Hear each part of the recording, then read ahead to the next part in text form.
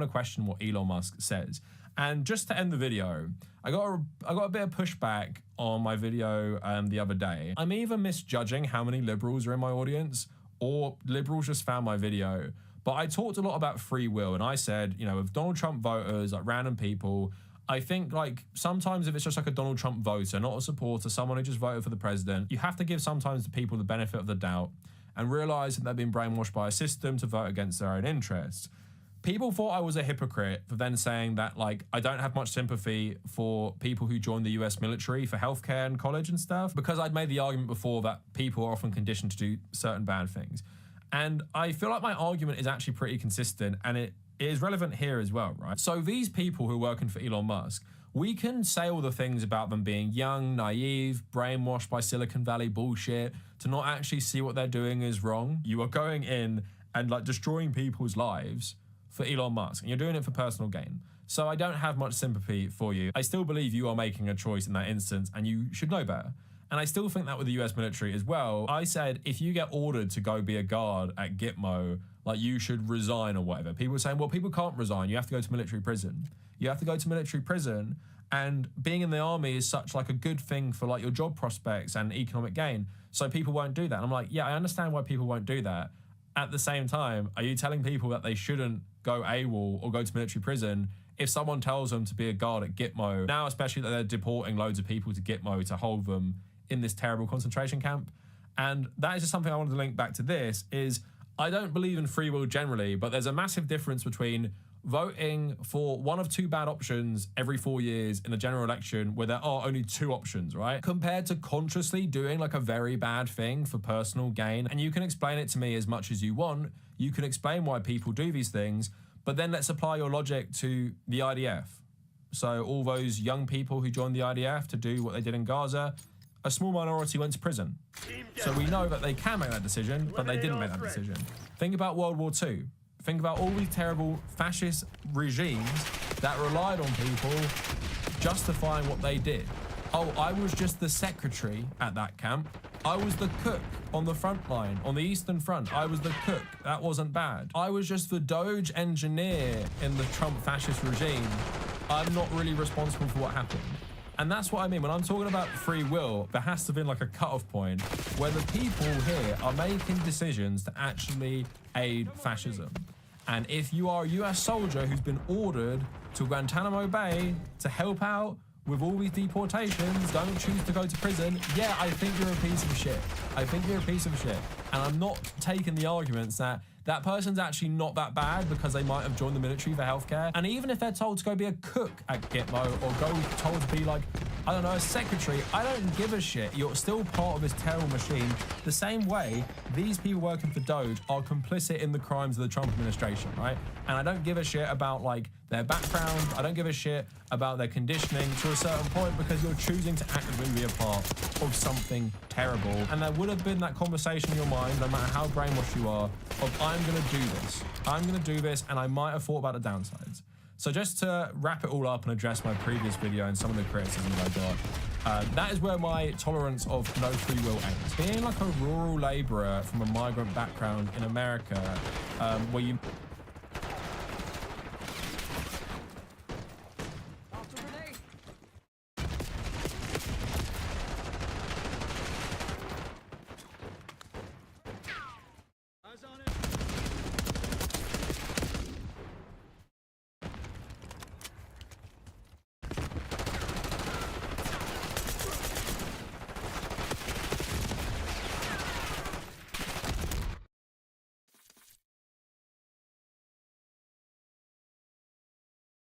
Hello everyone, so I just want to bring up this incredible irony. You may have noticed that Ethan Klein keeps claiming that like no one can respond to him, everyone's avoiding responding to him on the substance of his arguments and stuff like that. He basically almost cried because Hassan Piker doesn't want to watch his shitty video, which was literally the most pathetic thing I've ever seen in my life. Look at this, man. It's honestly unbelievable. It's so bad. He won't watch the damn video. Don't let him get away with that, He's man. on the brink of tears. You know? It's just pathetic.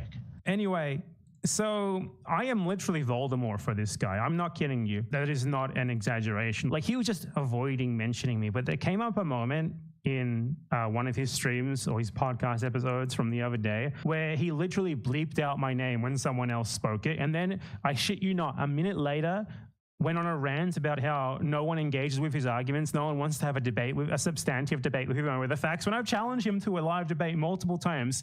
And he's literally bleeping out my name while pretending that no one out there can possibly respond to him. Listen to this clip. And listen for the part where he says, the guy who is watching says bad. And you might notice that there's a bit of censorship on the second half of that word. Say my name, Ethan. Why are you so afraid of me in the bed? Why won't you say his name? Yeah. Say the name. Not of man. Say the name, dude. Why are you afraid of us? Why are you afraid of us? So right after I am mentioned, with my name half cut off, Ethan Klein says this. Foremost important thing. Get that out of the way. Nobody wants to have actual conversations about anything substantive or anything I actually said. It's all about just like, say my name.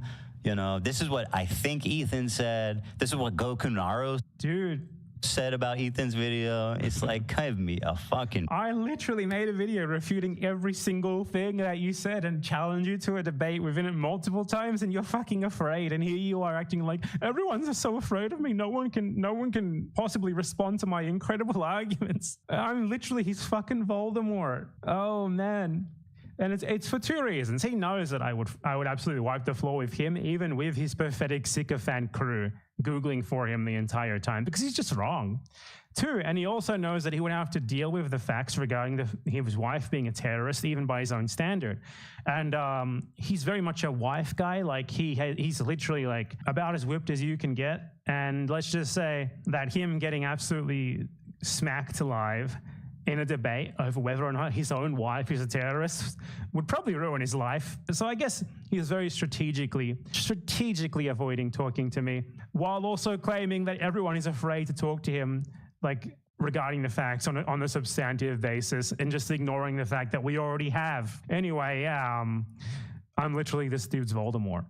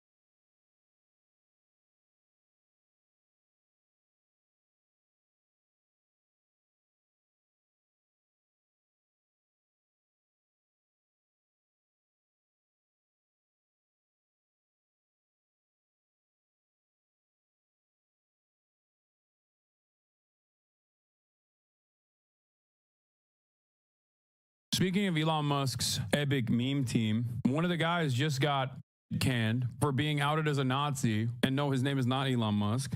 One of the other guys. One of the guys that Elon Musk hired. Shocking absolutely zero people. Yeah, real shocker here. 25-year-old rooting around in the code of the U.S. government's payment system likes to post things like normalize Indian hate. The other ones are also racist too. It's just that this one is the one that got cooked. Was it the 19-year-old white kid or the other 19-year-old white kid? Well, I assumed that it wasn't the Indian one, considering he's talking about normalizing Indian hate. Wasn't one of them Indian? There's two Asian kids. The guy who got fired from Doge for racist posts can't even argue if he's not racist because he explicitly brags about being racist. Just for the record, I was racist before it was cool. Null PTR posted in July. When was it cool? Did it become cool? Here are the relevant pages from the article. Marco Elez is the first Elon Musk Doge boy to resign after the Wall Street Journal uncovered racist posts, including ones where he advocated for repealing the Civil Rights Act and backed the eugenic immigration policy. Elez previously worked at SpaceX and currently works at X. One of the funniest things you can be is like an anti-Indian racist when you're in the tech sector. Dude, what do you just hate 80% of your coworkers? Like, dude, you worked at SpaceX and now you're working at X.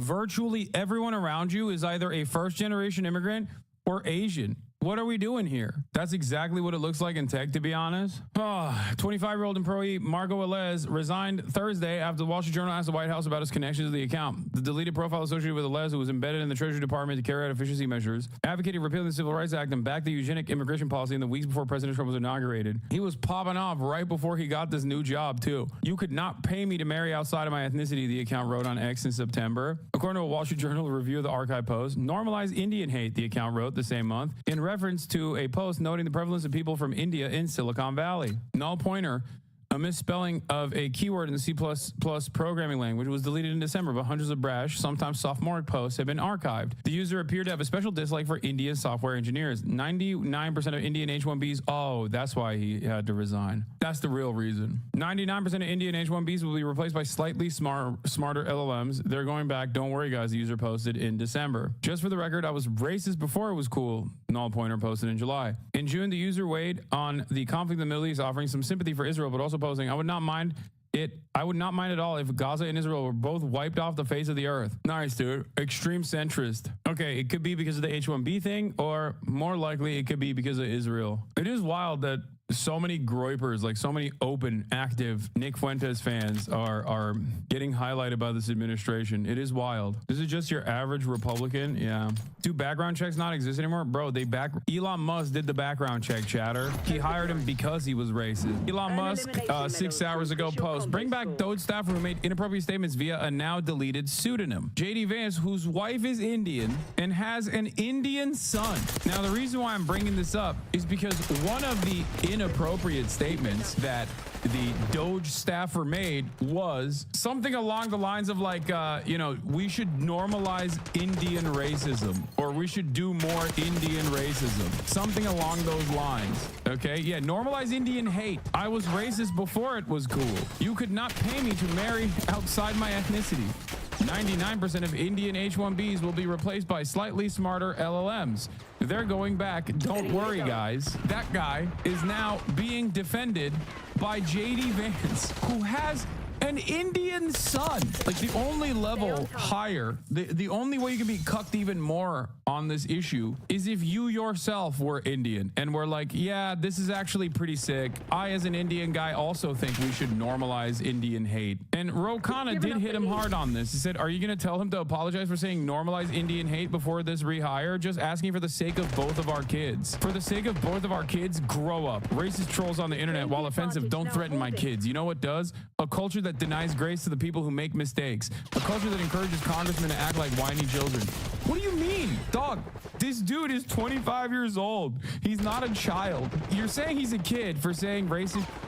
He said it like 2 months ago. It's not like he was 14 when he tweeted that. He said it 2 months ago. What the hell? He literally, it's not like he's a child when he's making racist comments, but also an adult. How dare you say he's a child?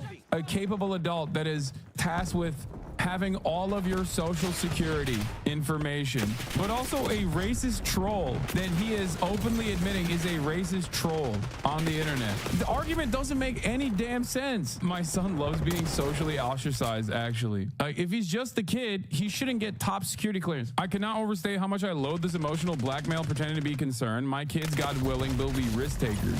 They won't think constantly about whether a flippant comment or a wrong viewpoint will follow them around for the rest of their lives. They will tell stupid jokes. They will develop views that they later think are wrong or even gross. I made mistakes as a kid, and thank God I grew up in a culture that encouraged me to grow up and learn and feel remorse when I screwed up or offer grace when others did. Yeah, he said he wanted eugenic immigration policy and to repeal the Civil Rights Act 6 weeks ago. That is crazy. He's just like, come on.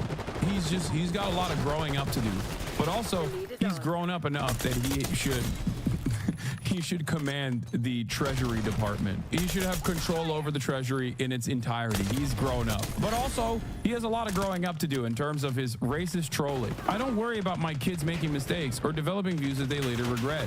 Like, this kind of trolling old comments is incredibly stupid and unproductive when it's 10 years old, or when it's someone who said it when they were like 15. But if you're talking about someone who wrote these takes, who is now going to be in the federal government, who wrote these takes 2 weeks ago as a 25-year-old, or 2 months ago as a 25-year-old, then what are we talking about? Like, he just said it. How can you combine a reasonable position about like influencers or whatever who have changed and who have grown from their past positions with something that is happening right now? It's so crazy. The next step here is basically when someone says like, oh, I think black people should be removed from all positions of power, right, in the federal government because that's DEI yesterday. And then people go, hey, maybe this guy who is very clearly a white supremacist shouldn't be in office.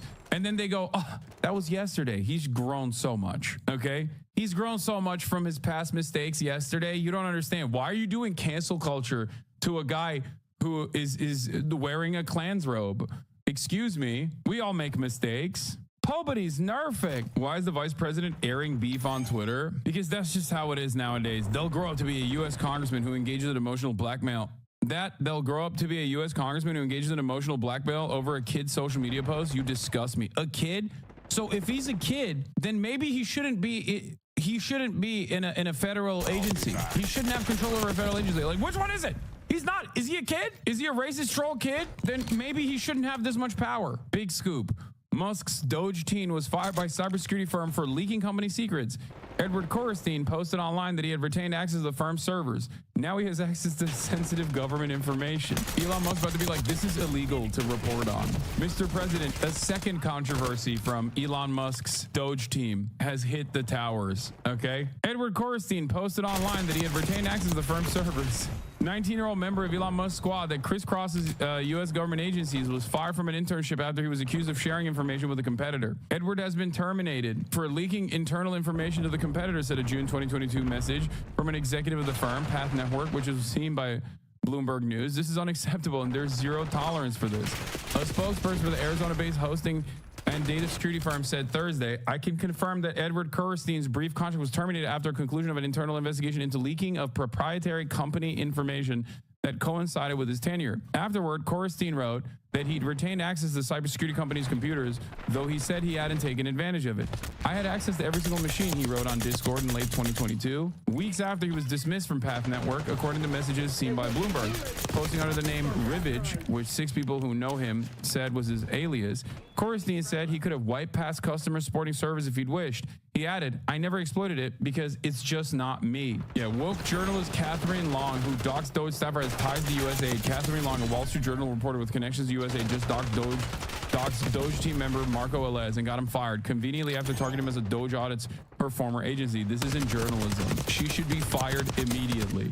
First of all, doxing is revealing private information about random citizens, okay, about private citizens. Journalists that are uncovering the names of government employees is not doxing, it's just reporting. And also mentioning their past behavior that is from the not so distant past, such as 2 2 months ago. What are we doing here? This is a public servant. Do you want public servants? I mean, I guess I don't want to hear the answer to that question. I was about to say, do you want public servants to have like overt, openly racist attitudes? And the answer for Elon Musk and the right wing is yes, absolutely. They do want that, yes. And it's wild because we're talking about someone who is tasked with regulating, controlling sensitive information, and is going to have a lot of control over federal regulatory agencies in general. Whereas Elon Musk's favorite account on his neo-Nazi website, Twitter, is Libs of TikTok, who literally does this deliberately, knowing full well that they'll get bomb threats to like random teachers that she claims falsely are pedophile groomers. Like, none of this makes sense. They want every single political enemy that they have decided is bad to suffer repercussions for the crime of, I guess, for the crime of, you know, being gay while teaching. But also at the same time, if you are a government employee, God forbid we go, hey, you said really racist like 2 months ago. I feel like maybe you're not the best person, considering that you have no background, like no competent background whatsoever. One of the craziest aspects of this also is that this is the team DEI, okay? Team anti-DEI. Black and brown women of color that have to work extra goddamn hard to get to a top position. And immediately they're like, oh, they only got there because they're black, or they only got there because they're brown.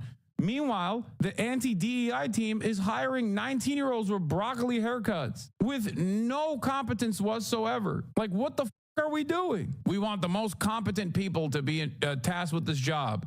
That's why we hired this 19-year-old white kid who apparently in the past was fired from his internship for leaking proprietary information. His comments made in a Discord server focused on another competitor company worried executives of Path Network who believed there was no legitimate reason for a former employee to access their machines, according to a person familiar with the incident. The person asked not to be named, citing the sensitivity of the matter. Several of Corstein's online peers and former coworkers said they were surprised that the teenage friend they knew has been brought into one of the most high-profile teams in the Trump administration. His 2022 dismissal and the circumstances surrounding it add to questions about how he arrived in his new job with Musk's Department of Government Efficiency and how he'll handle sensitive government information that comes with it. Great stuff overall. Giving Elon Musk's goon squad access to systems that control payments to Social Security, Medicare, Medicaid, and other key federal programs is a national security nightmare, said Senator Ron Wyden, an Oregon Democrat and a member of the Senate Intelligence Committee. Every hour, new disturbing details emerge to prove that these guys have no business anywhere close to sensitive information or critical networks. Yeah. We hate DEI. That's why we hired Pete Hegseth. That's why we appointed Pete Hegseth to lead the second largest hiring body in the United States of America. Even though his past experiences being the weekend host of Fox and Friends. Like, think about DEI hires in terms of like the previous head of the DOD. That's DEI, okay? Why is that DEI? Well, you know why. You know why he's DEI, okay? Pete Hegseth, on the other hand, not DEI. I wonder if DEI has anything to do with the actual competence demonstrated or the background of the individual at all. Just like everything else, DEI is, lo and behold, shocking to absolutely no one, at least in this community. DEI just means like they want to do what they think DEI is, but for white people. It's not merit-based at all, unless the only merit you care about is being white. Or being racist, really, or being a troll, which is interesting because that's kind of the reason why affirmative action and DEI was implemented to begin with. Because in the history of the United States, when you think about it, the only group of people that have ever actually been DEI recipients are white people. You know, at a time when black people and brown people were, and there's still remnants of this, obviously, but at a time when black people were not allowed to get these jobs, or women were not allowed to get these jobs at all. And it had nothing to do with merit and everything to do with the color of your skin. There's never been a moment in American history where people were like, oh, are you black? Okay, you're hired. There have, however, been a lot of moments in American history where someone simply gets hired because they are not black or not a woman. Seems to me like that's what people are trying to go back to desperately. But in any case, the other racist Doge guy is restored. His position is restored, so fear not. This is the other one. This is the broccoli cut one. This is a separate Doge guy. He was fired by cybersecurity firm for leaking company secrets. and the other Doge guy is now reinstated. Elon said it's criminal for the reporter to be a reporter. What the hell? Certainly improper, possibly criminal. Catherine Long, the journalist of the hit piece that got a Doge employee to resign for a spicy post, is a USAID employee. How is this not a conflict of interest? Yeah, another example of white people DEI, or, you know, hiring a white person, not based off of merit, but simply because they did some racist, is Daniel Penny being hired by Andreessen Horowitz. Literally no experience whatsoever, with the exception of being a high-profile guy who went through the court system after murdering with his bare hands a black homeless person on a New York City subway. And now he's got a job at Andreessen Horowitz. I wonder why he got hired there. The irony here, of course, is Elon Musk talking about a conflict of interest being possibly criminal, when now he is, for the price of $256 million, he is now in charge of every single government regulatory agency that has either active court cases against many of the companies that he owns, all of them, or have prosecuted him in the past for impropriety. I don't understand how this is a conflict of interest when a journalist is doing journalism. I've noticed that Elon is now saying everything he does not like is criminal. I know. It's definitely a little scary that Elon Musk gets to say things that he does not like are criminal now, especially when, you know, he does have a tremendous amount of influence over the current administration. He already got the Department of Justice to respond by saying that they would actively prosecute people that mention the names of the Doge employees in general. Don't know if they're following up on that, but just something to consider as Elon Musk escalates.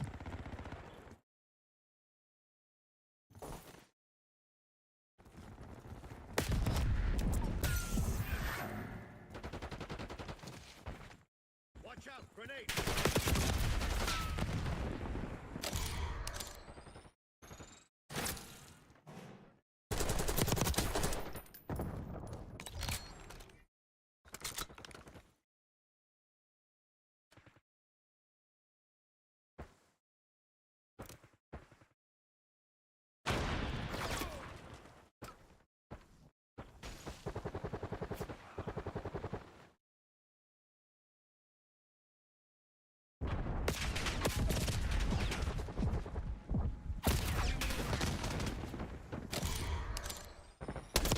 Leslie Clark is out of control. Do you got a f***ing problem? Because I can fix it real quick. She was this close of hitting me with her car. How am I doing, Chuck? Take my breath. Leslie Clark is a middle-aged TikTok user from Louisiana. She lives with her grandmother and has been caught up in a number of controversies in her short time online. The last time I covered her was a little over a year ago, and so much has happened since. If you don't know who Leslie is, I highly recommend you go check out my first video. But a quick rundown would be all of the things that I just mentioned on top of the fact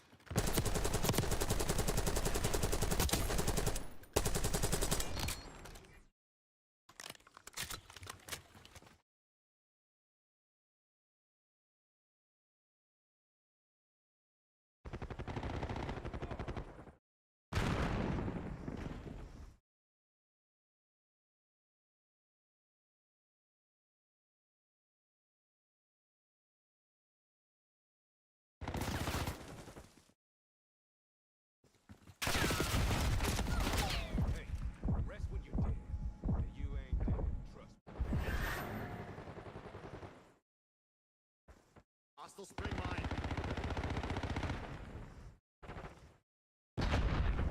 mine. Meet Leslie Clark.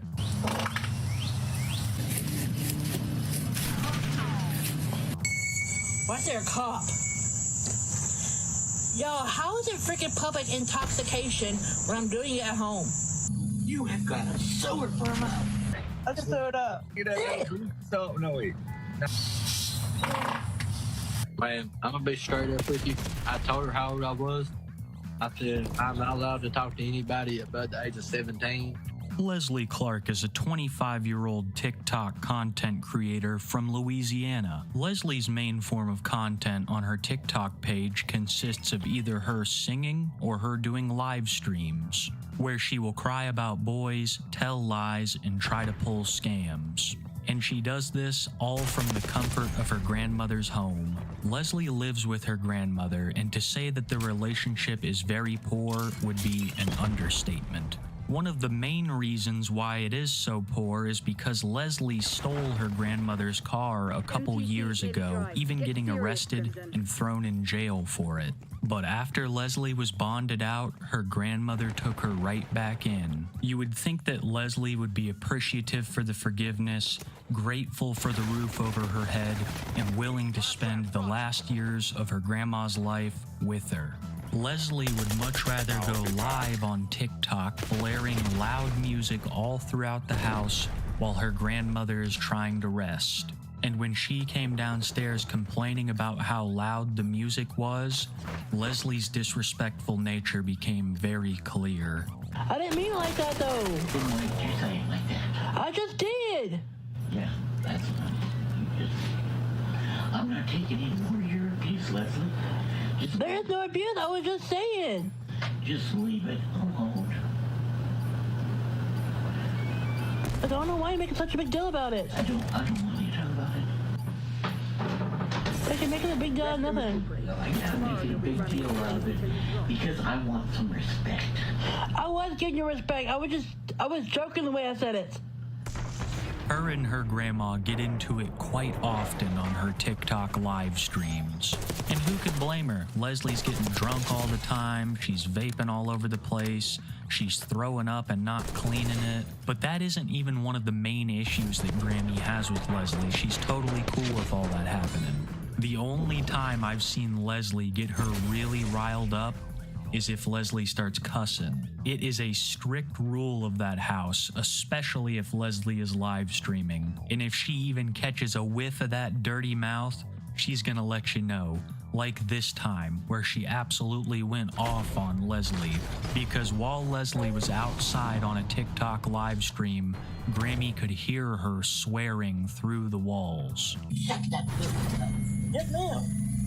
You have got a sewer for a mouth. And I hear it in here with the door closed.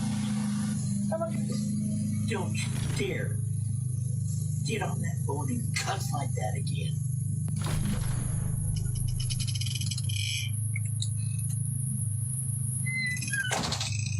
Stay your ass in the house. God damn. Even if Grandma's a cranky old bat, nobody deserves to be treated like that by Leslie. Having your car stolen, your home disrespected, and then having it put all over the internet. Leslie has absolutely no respect for anyone, not just Grandma. She'll go live on TikTok and blare loud music out in the streets of her neighborhood. And after doing this one night, a cop rolls up. The cop tells her to cut it out, that there's been noise complaints, and that if she keeps it up, he'll have to take her to jail. But as we previously witnessed, she has no respect for any form of authority. I'm not going to take you to jail right now for public intoxication. It's not public. I'm doing it at home. Okay. I'm trying to work with you here. Let me talk to you. I'm not going to arrest you right now for disturbing the peace by public intoxication. How am I disturbing peace? Dominate. So I got a call. Secure the objective. Neighbors said he saw you walking down the street. He's walking down Charlie. I wasn't being loud. Control the Bravo. That's all that matters. That's bullshit. You want to go to Donaldsonville and tell the judge? I wasn't even We've taken control. Go to Donaldsonville and tell the judge. That's what you want to do? All right, somebody take you to jail right now. You gonna shut up and listen to me, or you gonna be good? You keep mouthing off to me. I'm gonna take you to Donaldsonville. I got all day long. I got all night. I got 9 more hours. Location secure. Maintain current posture. You're walking down the street anymore. Don't do it. Don't do it anymore. Okay, you understand? If I get called back at you before you get, I'm taking you to jail. Who's the Bravo? For nothing? For absolutely nothing. Don't worry, I'll call it away. Don't worry, I'll be calling it away. Motherfucker. We're losing Charlie. Yo, how is it freaking public intoxication when I'm doing it at home? When y'all see me open the bottle sitting here? And how am I being allowed?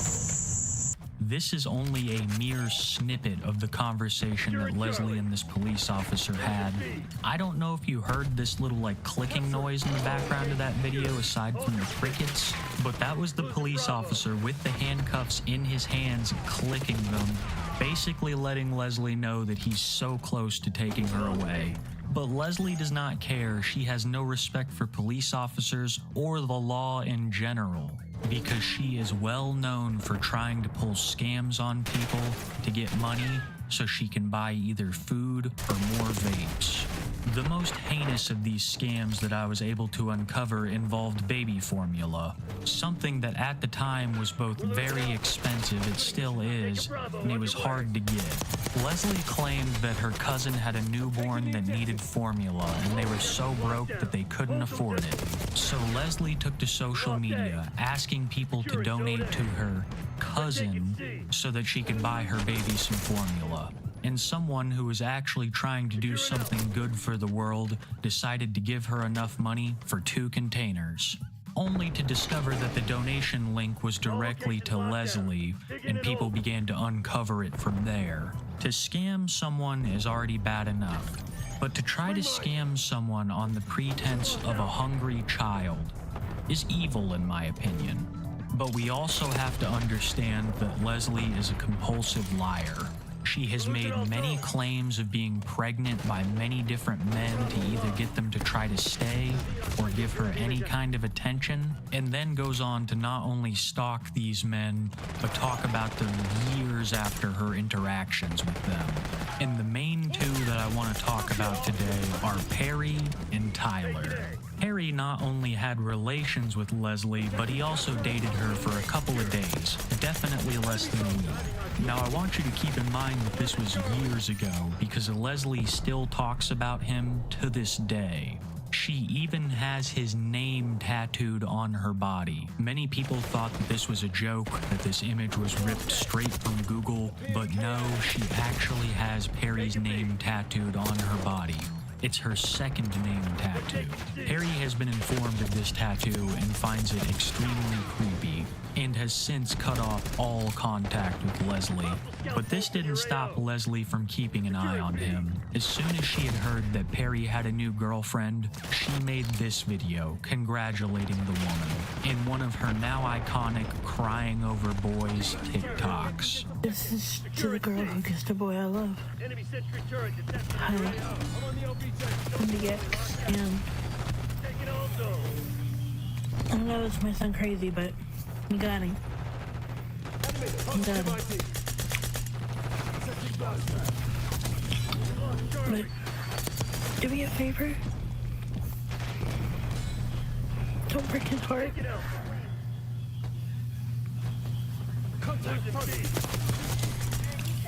Always be there for him. Get me eyes in the sky. Always have his back. Take care of him. And love him unconditionally. Take an objective. What's your target ID? Securing out. Make him happy.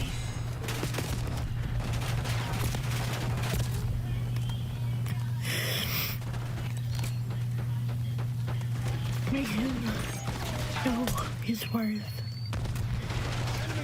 Always, always be by his side no matter how bad things are. Make him happy when he gets sad. Be his shoulder to cry on.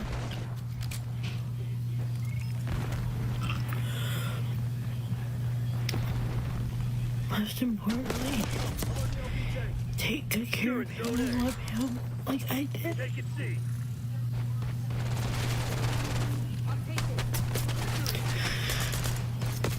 Requesting recon overhead. Take an objective. If you don't fight, you know how to make up. Charlie secured. We're losing Charlie. Take it out. Check that aim, shot from range. Like I did. Hold those SOBs back. Perry dated Leslie for only a couple days, years ago, and this is not the only video that she directs towards his new girlfriend. There's ones where she's flexing about her job at the Taco Bell. There's ones where she's crying about him. This has been going on for so long. And many trolls picked up on this, forming their own boyfriend personas to mess with her. Most famous of which is Tyler. But despite it being very well known that he's a fake rapper troll, she still talks about him. And whenever she's down about all this, she's sure to hop on a TikTok live where you can almost guarantee 100% that she's gonna rip ass.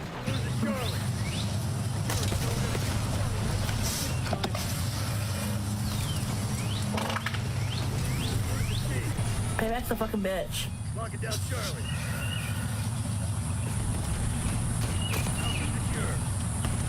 Enemy UAV inbound. Losing it. Don't stop. We lost me. No Charlie, lock down.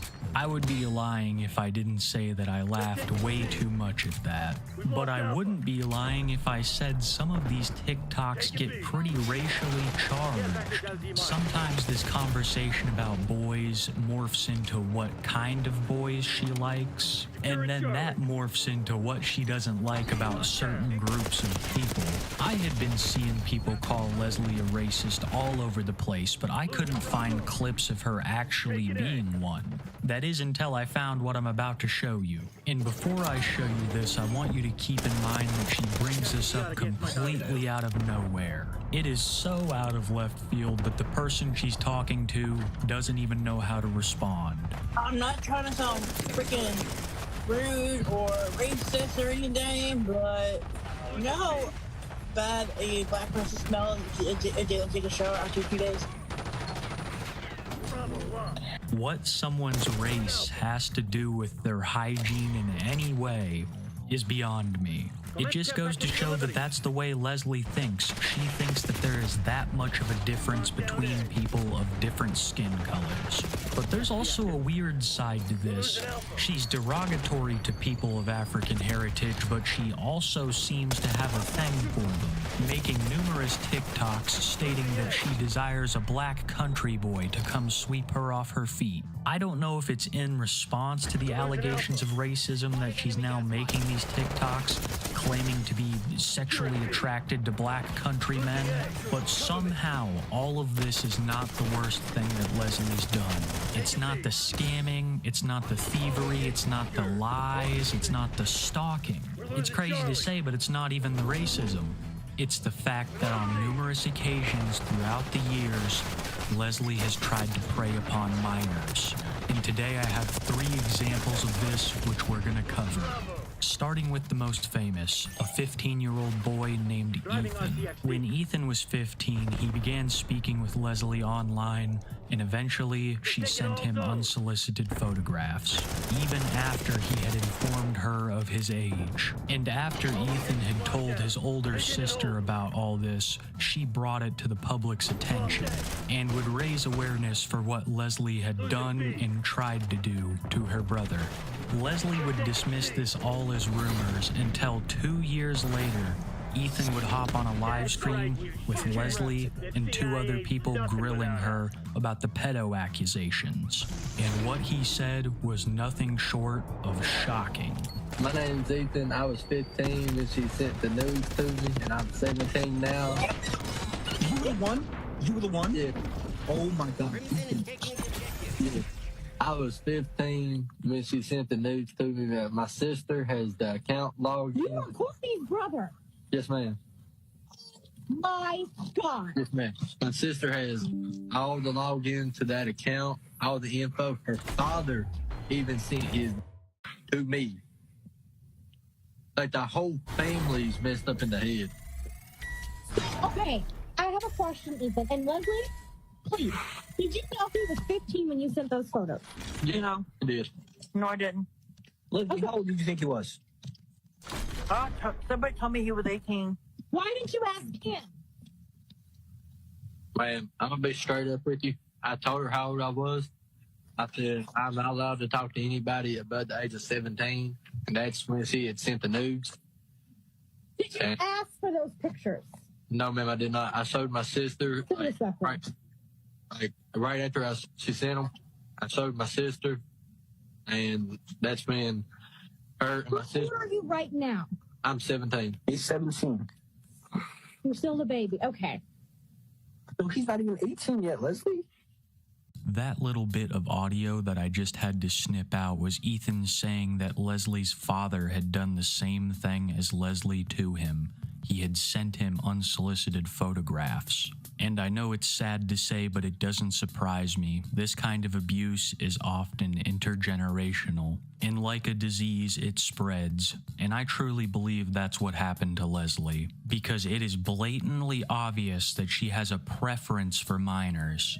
Because we still have 2 more cases of this to cover. One of these lesser-known victims is a 16-year-old boy named Wyatt. Leslie was fully aware of his age the whole time, and they dated a whopping total of 11 days. After Wyatt broke up with her 11 days later, Leslie would go on to still talk about him to this day, making TikTok after TikTok crying about Wyatt, the 16-year-old who she dated. Leslie will of course always deny knowing any of their ages the whole time, but they always admit that they told her exactly how old they were. But this doesn't mean that Leslie doesn't slip up and tell the truth from time to time. Like this TikTok live stream where she admits to her crimes. But of course, in the most Leslie way possible. That is true. But back then, I learned from my mistakes. I apologized to him multiple times. And he was like, you know what, Leslie, I'm not going to press charges on you. I'm not going to do it. In my opinion, these kind of mistakes cannot be learned from. I think it is very deeply ingrained in their being. And it's even proven that Leslie did not learn from her mistake because we have another case to cover right now. AJ was a 16-year-old girl who Leslie was dating. And after they broke up, AJ came out as a trans male. So of course, Leslie starts berating her with every slur under the sun on social media, doxing him, calling him by his old name, all this other stuff. But the reason why I bring all that up is because Leslie herself went on to admit that she was trans months later, all in an effort to catch AJ's attention. A 16-year-old kid. Anyone who wants to make excuses for Leslie, go right on ahead, but I've just talked about 3 different cases of her soliciting minors. And that's not even all of them, guys. There will be ones that we never know about. There are lesser known ones. She has hit up so many people trying to get with them of all ages that it's hard to even keep track. And even after all of this information has been publicly made available to the internet, she still takes the moral high ground, saying that it was either one time, or they forgave her, or it was all allegations in the first place. Every time you ask her about it, you're almost going to get a different answer. But you can bet that she does not like being asked these questions. And when you start making some really good points, look out. Because Leslie has no respect for the police, her grandma, or you. Like in this live stream, where Leslie admits to what she's done, but it was only just once, so it's totally okay in her mind. Just to let you know, this shit happened like fucking years ago, and everybody fucking knows about this shit, and I fucking changed. Shut the fuck up, you still dated a child. I never dated a fucking child. Children. You sent news to one. No, it's not. It was just one. It doesn't matter. It was just one, Leslie. That doesn't go away. At this point, everybody fucking knows about it. Everybody freaking knows about it, and it's old fucking news. I'm fucking changed. I haven't done that shit in fucking years. You heard it yourself. Leslie claims to have not done this in years. But while I was editing this video, gathering clips, I found another instance of her soliciting a minor. It has not been years. She is actively doing this, and now that it's more well known, she's actively trying to hide it. This video I'm about to show you is her crying and professing her love to Connor, another minor. Let me just show you the clip, and keep in mind that the person she's talking about is underage. I have a huge crush on Connor. I can't date him because he's too young and shit like that, but I do care for him. I do love him. He's absolute world to me. She admits to knowing that he's too young, admits to loving him, and admits to him being her whole world. If that is not damning evidence of someone's preferences, I don't know what is. I've spent over 1.5 years now covering some of the craziest individuals on the internet, many of them with disturbing predilections themselves. But if I'm being completely honest with you guys, this takes the cake. I have never run across so many instances with so many different victims, and when I get to thinking about it, I realize that there has to be dozens of other people who haven't come out about what Leslie has tried to do to them, or what Leslie has already done. She sent unsolicited photographs. She opened up an avenue so her father could as well. While it may be funny to watch Leslie fart and chew her tongue, this is really dark stuff. And I think that we can all take solace in knowing that Leslie is currently in a mental institution. She's been there for the past week or so as of the recording of this video, and I'm happy that she's in a place where she's not a danger to herself or the rest of society. But when she returns, and I'm almost for sure that she will, I'll be here to keep you guys updated. And that's all we have for Leslie Clark today, guys. Thank you so much for watching, especially till the end. It means a lot to me. And a quick little shameless plug. Every Wednesday at 6:30 Eastern Time, me and fellow YouTuber Smokey MCC have a podcast that we run. It's called On Top of the Fact. Leslie Clark is out of control. Do you got a f***ing problem? Because I can fix it real quick. She was this close of hitting me with her car. I haven't done choking. Took my breath. Leslie Clark is a middle-aged TikTok user from Louisiana. She lives with her grandmother and has been caught up in a number of controversies in her short time online. The last time I covered her was a little over 1 year ago, and so much has happened since. If you don't know who Leslie is, I highly recommend you go check out my first video. But a quick rundown would be all of the things that I just mentioned, on top of the fact that she's been accused of some pretty creepy behavior. From internet stalking men that she had brief physical encounters with, to sending some pretty inappropriate messages to minors. Leslie is infamous across the internet for this and other reasons. To the girl who kissed the boy I love. Hi, I'm the ex.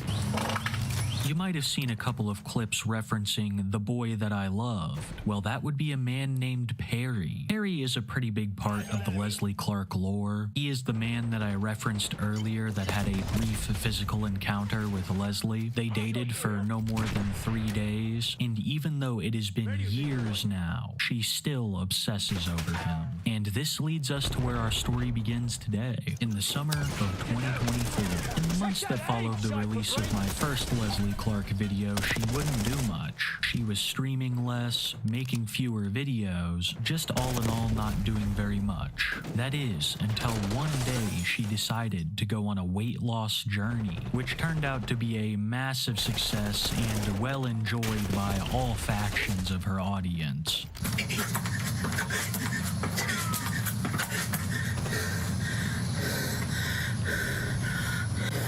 I already did my morning walk. I already did my 30-minute walk.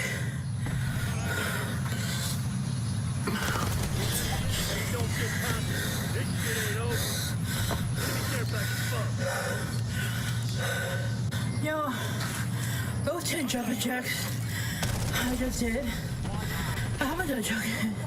Took my breath. I haven't done jumping jacks since middle school.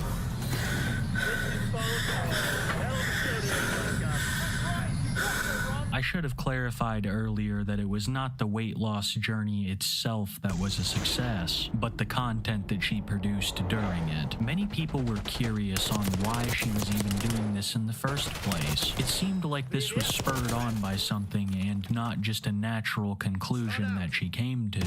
And people in her TikTok comments had a pretty solid answer. After all of these years, she was still hung up on Perry, who had just had his first child.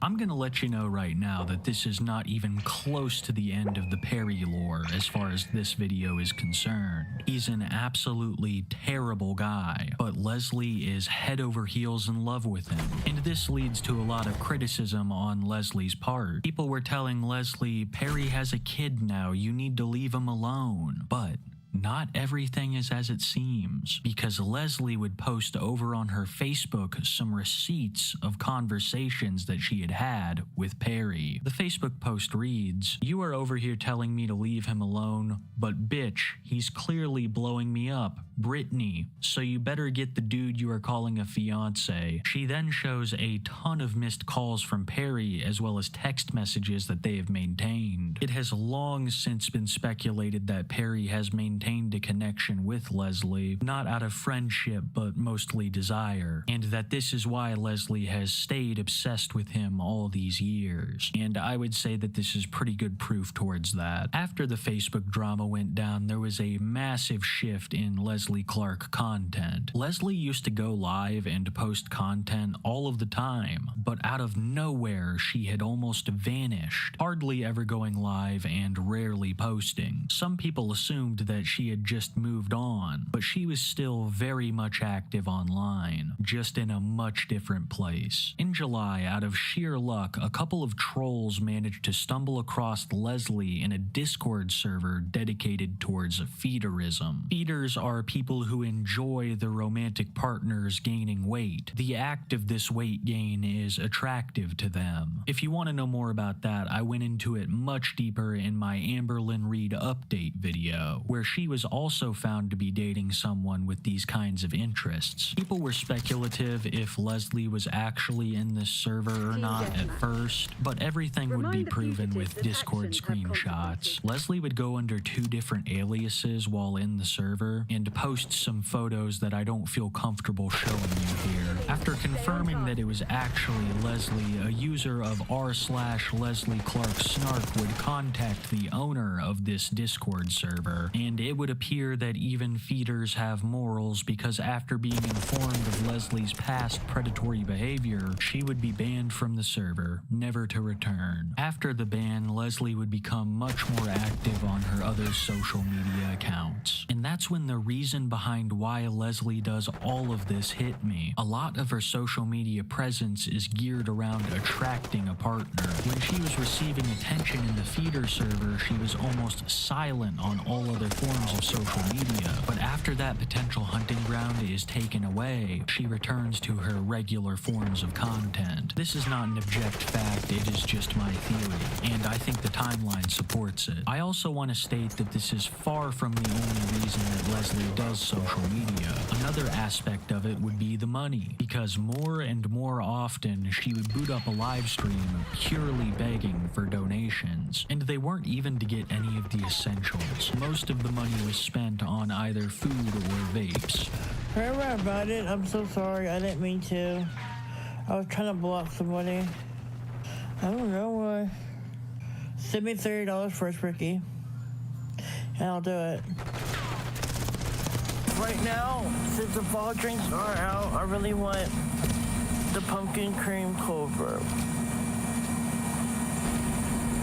But my regular go-to is a iced caramel macchiato, or a strawberry acai lemonade refresher with the pumpkin. Yes, the pumpkin loaf. Oh my god. It didn't always go this smoothly for Leslie, though, because her audience was full of more people who disliked her than the other way around. All of this leading to trollsome offers for money. Why is that so important? I don't. But you're asking for a money gun or hire for alcohol. Oh, are you leaving me? Yeah, because you're being a bitch. I'm not being a bitch. You should probably stop little boys and girls, just so you know. I don't.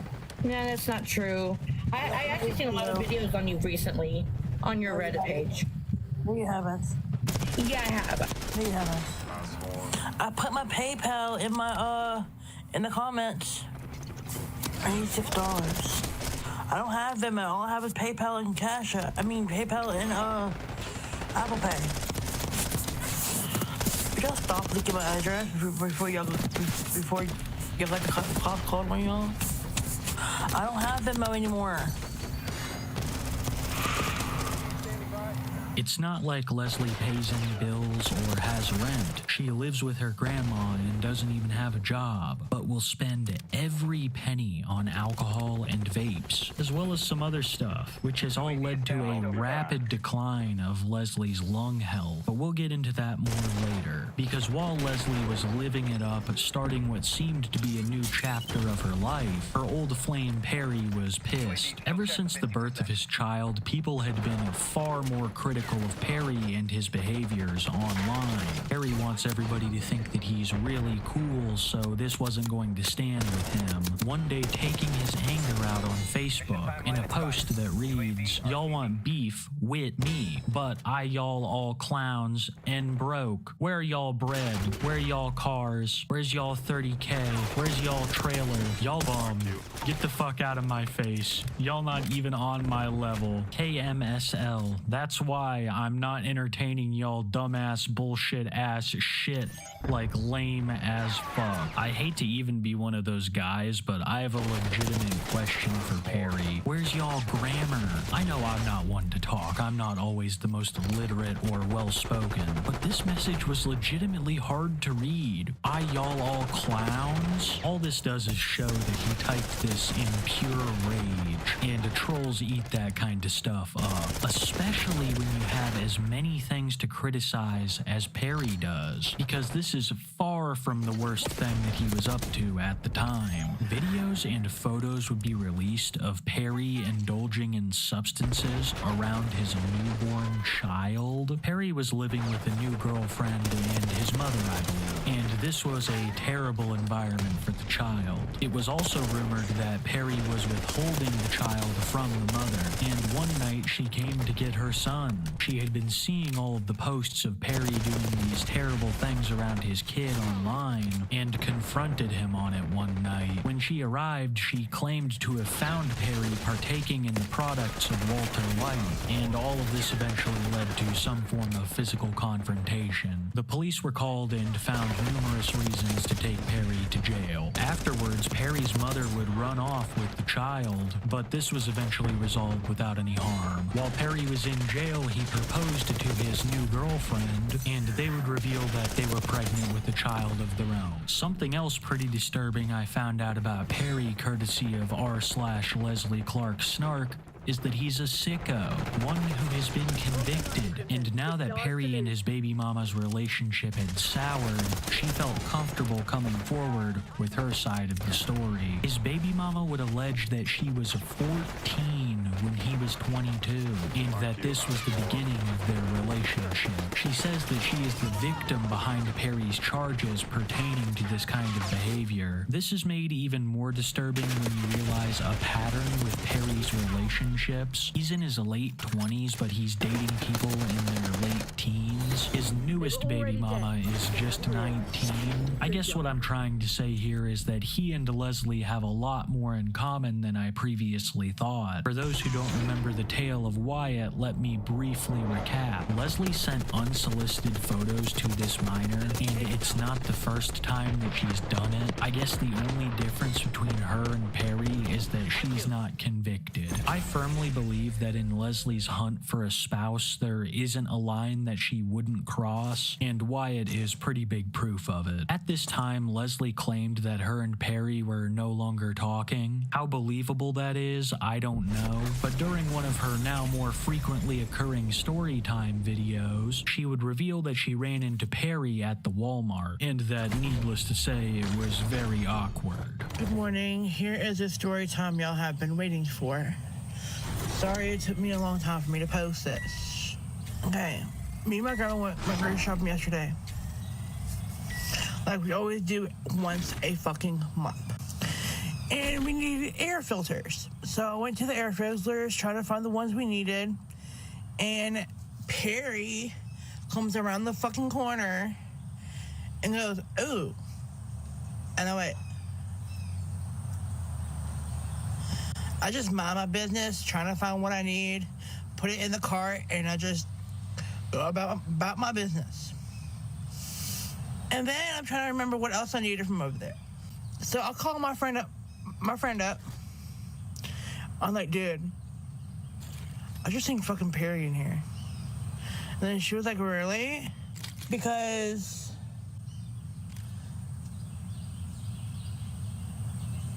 wait, never mind. I'm not gonna tell her business. Never mind. Anyways,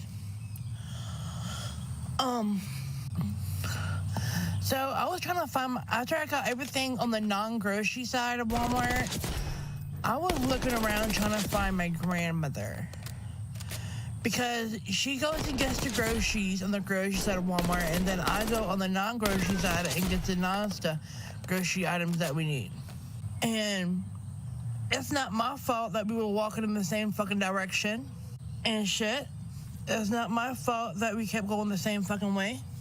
But no, they swear up and fucking down I was following them. Bitch, I was not fucking following y'all. I was looking for my grandmother. And then when I was walking to the bathroom, the bitch had the audacity, and when they were checking out fixing to leave, they had to walk past the bathroom to go out the fucking entrance door. When they were passing by the bathroom, I was waiting for them to pass by the bathroom so I could go inside the bathroom to freaking pee. She turned around and like that. And then I hollered really fucking loudly so that bitch can fucking hear me. And I said, you got a fucking problem? Because I can fix it real quick if you got a fucking problem. But anyway, yeah. And then, to be honest with you, I'm surprised Perry's taking care of that, baby. To be honest with you, I thought Perry was going to end up being a deadbeat dad.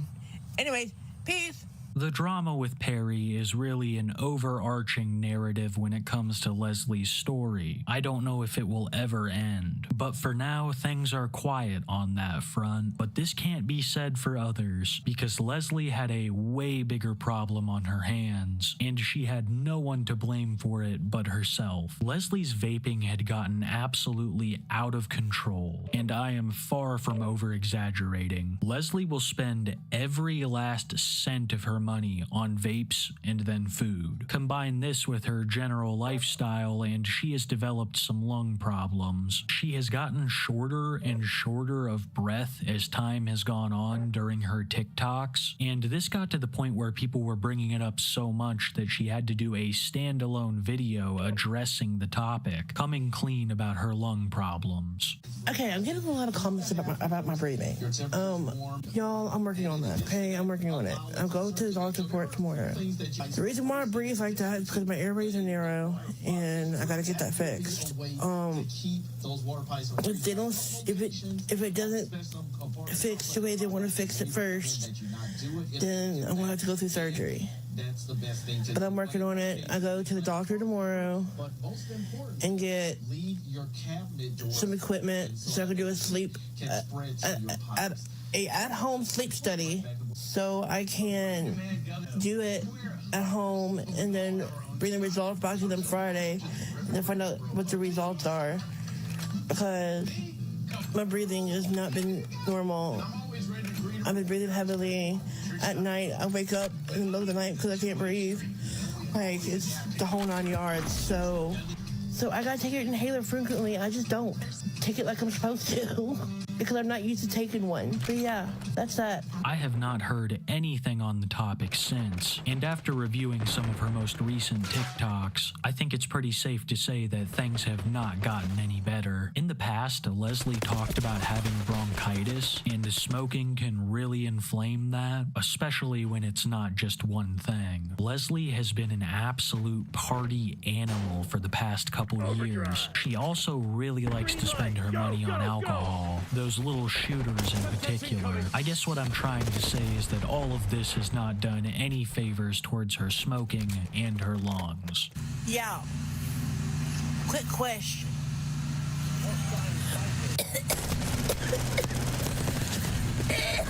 My bad.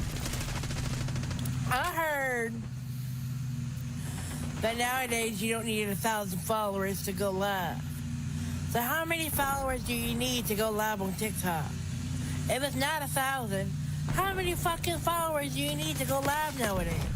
And she doesn't really show a willingness to change. In fact, Leslie has seemed more set in her ways and cranky, for lack of a better word. A prime example of this would be when she criticized someone walking down the street for quote-unquote not covering up, which is extremely ironic given the way that Leslie dresses sometimes. Hey, maybe you should put the clothes on.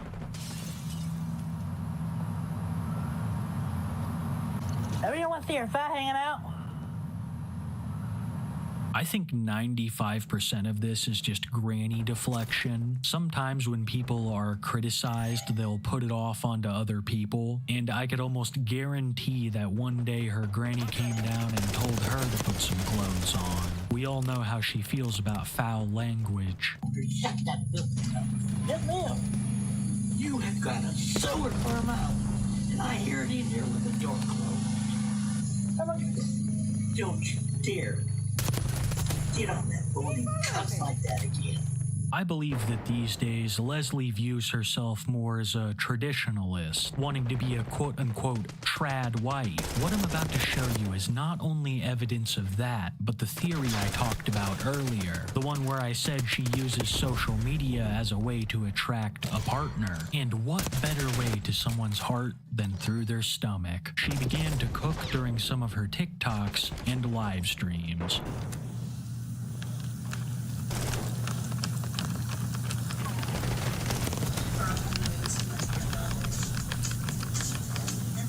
Stories about work, money, and successful living. Scan this QR code. The chat said that she was making tiny burgers, aka sliders, and I just want to say, not a big fan of sliders. It's not the flavor I have a problem with, it's the amount. I shouldn't be able to eat a burger in one bite. It's depressing. It makes me feel fat, my meal feel tiny, and I'm sure has been the cause of violence. I'm sure a lot of people would disagree with me, so if you're a big slider guy, just tell me in the comments why you like them so much. What's so great about a fucking tiny burger? Makes me angry. Disproportionately so, just like a slider. But enough about how I probably just got 3,000 of you to unsubscribe, because this wasn't the only type of food content that Leslie Clark was producing. Reviewing fast food items is an unexpectedly popular niche on social media platforms. So Leslie thought, why can't I get in on this? But she gives us the most bare bones review possible. With all my time of research, I have not seen her talk bad about a single item. I got the Krabby Patty right here in my hand. Of course, you're not gonna wear the SpongeBob shirt for this. I got the Krabby Patty. But anyways, I got the double, because you know how your girl is. Stay sassy. You have a much more size. Also proposed in the special section would be a constitutions of dollars. There is still It's really good. That's a good Krabby Patty. On TikTok as Mr. Prada, where he has millions of followers. He remains booked in prison. Okay, I'm gonna be like Bubble Bass and be like, where's the pickles? But it's really good. I really like the sauce. I really like the sauce. It's a really good sauce. I would love to know the ingredients they put in the sauce. I got the new, improved, the only thing you can order on the Taco Bell app. The new Mountain Dew Baja Blast Gelato. This itty bitty ass thing was $5 fucking. That'd be good. Oh, it comes with a spoon. That's a plus. That's a plus.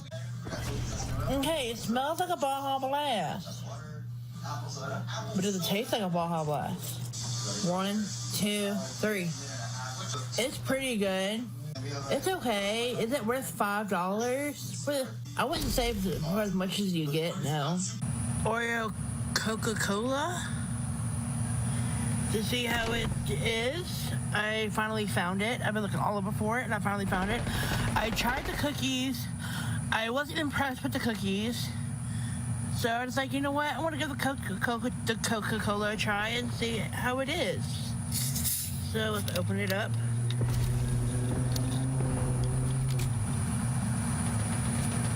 It smells good. It smells good.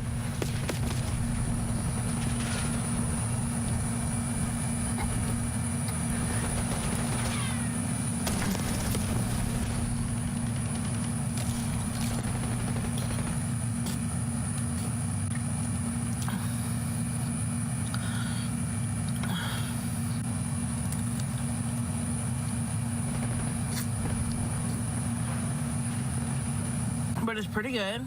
I'd probably give it like a 5.5 out of 10. I finally got the new Chicken Big Mac. We're fixing to try it together.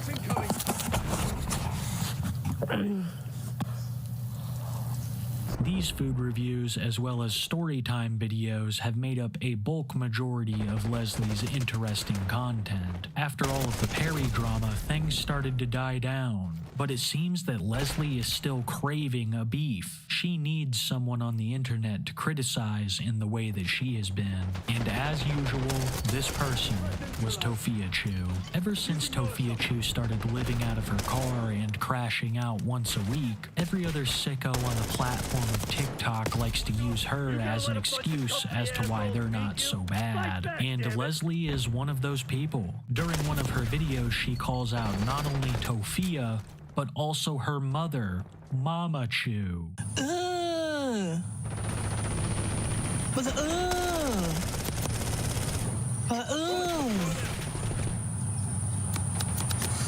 And guess what, Mads? Her mother literally took a shit on the sidewalk.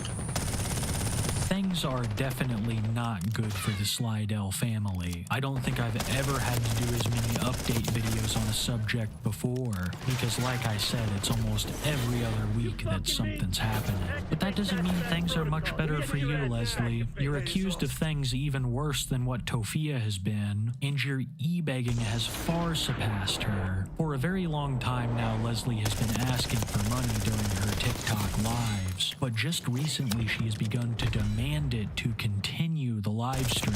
It reminds me of Mr. Based with World of T-Shirts, or DSP just whenever. It comes across so bad to an already small audience of fans. Another thing that she's been trying to do to spur donations is offering $3 karaoke songs, which has seen moderate success. To break my own heart, I don't know shit about cars. I kind of want to listen to that song again.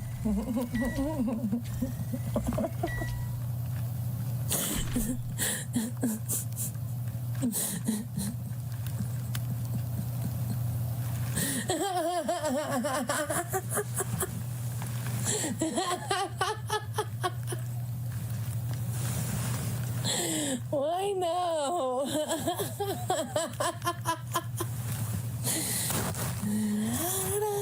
It could break my own heart. I don't know shit about cars. The $3 karaoke songs isn't a bad idea, but it didn't seem to be doing the trick. And in some of her most recent live streams, Leslie has begun to talk about a job. Now, I don't know the truth behind this. I know that she's had jobs in the past, but I haven't heard about her working somewhere in a long time. The way that she tells this story I'm about to show you makes me believe it, but I also know that she's lied to create drama stories for her channel before. Personally, it sounds true, but I'll let you be the judge. See if she could stop at 7 Brew on her way, give me coffee, and I'll pay her back when she gets here. I had no idea that she was on the phone with Jasmine. I was trying to call her. So then Miranda told Jasmine to tell me, hey, what does Leslie need? So I was like, nothing, I'm just calling to say, hey. She's like, she said, you a liar. I'm like, yeah. And then Jasmine called me a liar.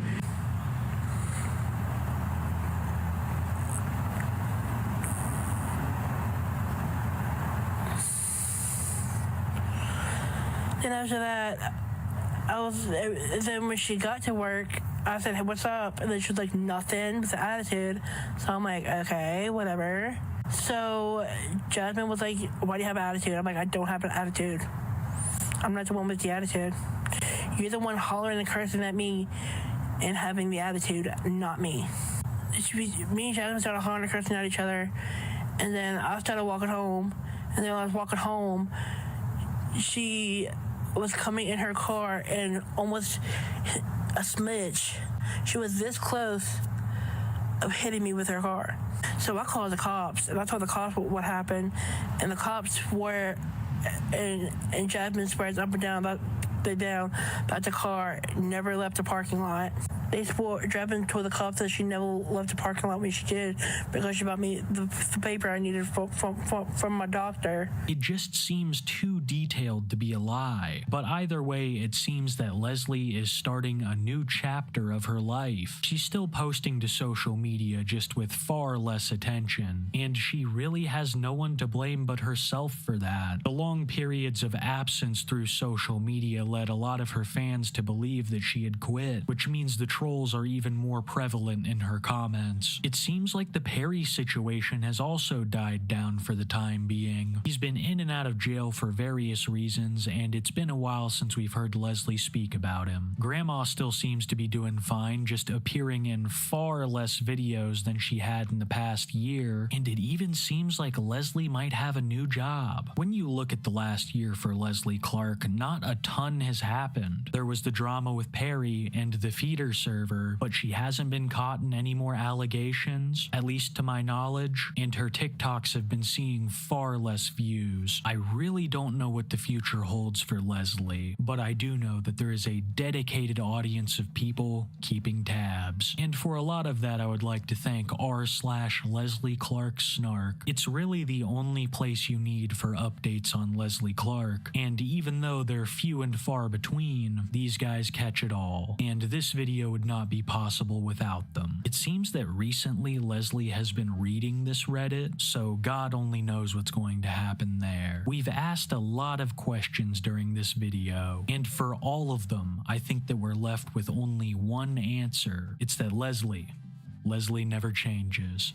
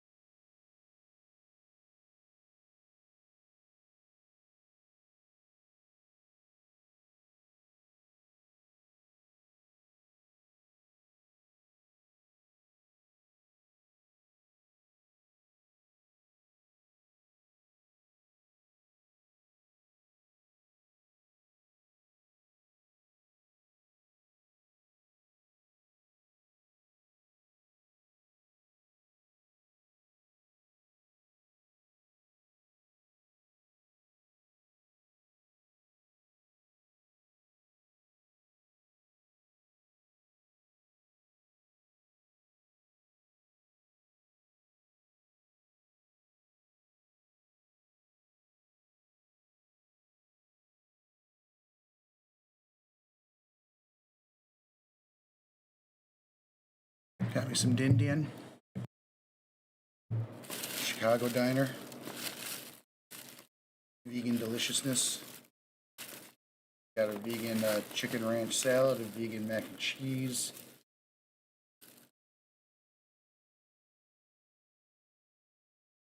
Vegan mashed potatoes, gravy. Vegan gravy. Obviously. Gravy.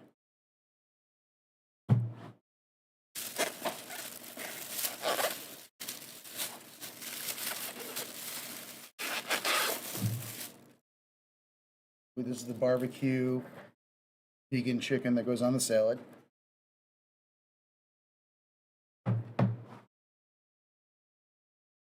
Vegan mac and cheese.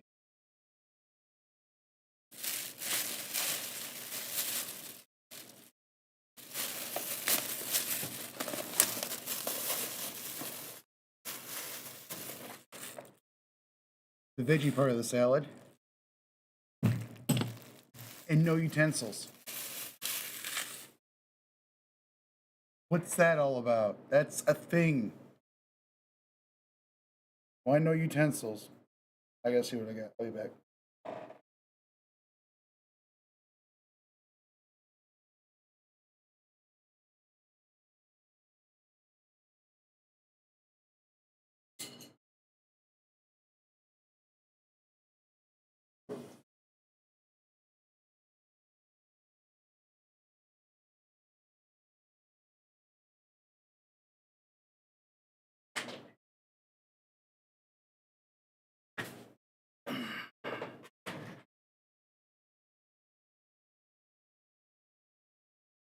Little red fork. Thank you.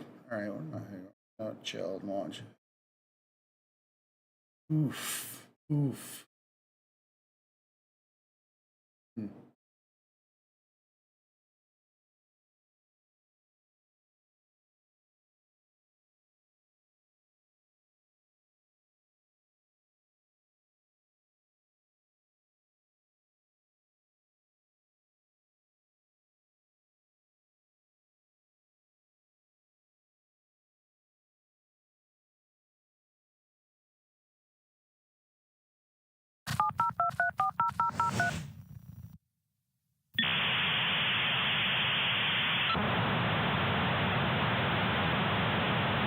What?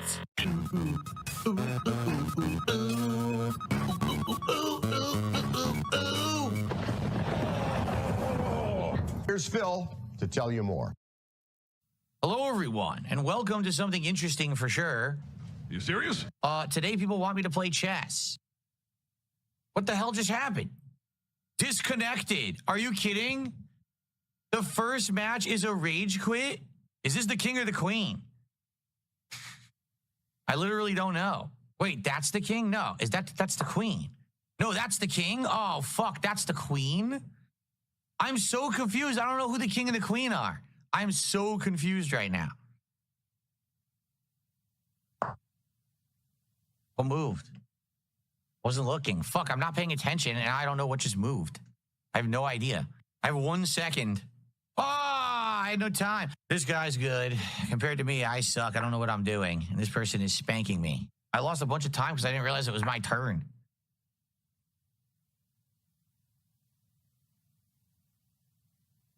Dude, it did it again. It's not making noises when he moves. Realize it was my turn. Realize it was my turn. Realize it was my turn. He moved again. I didn't hear it. I'm not hearing the sound effect, so I don't know that it's my turn. Oh my God. This guy is such an asshole. I'm going to run out of time again. I'm going to completely run out of time again. I'll have oh, it's my turn? What happened? I missed it. I didn't even realize it's my turn again. See, I don't hear their pieces moving, and I'm losing time now. This sucks ass. Yeah, I'm going to lose because I've lost so much time. I'm going to lose this game. I'm screwed. Once again, I have less than a minute. The time limit is what kills me. So to play with the 10-minute time limit, you basically have to be really good. And I'm not.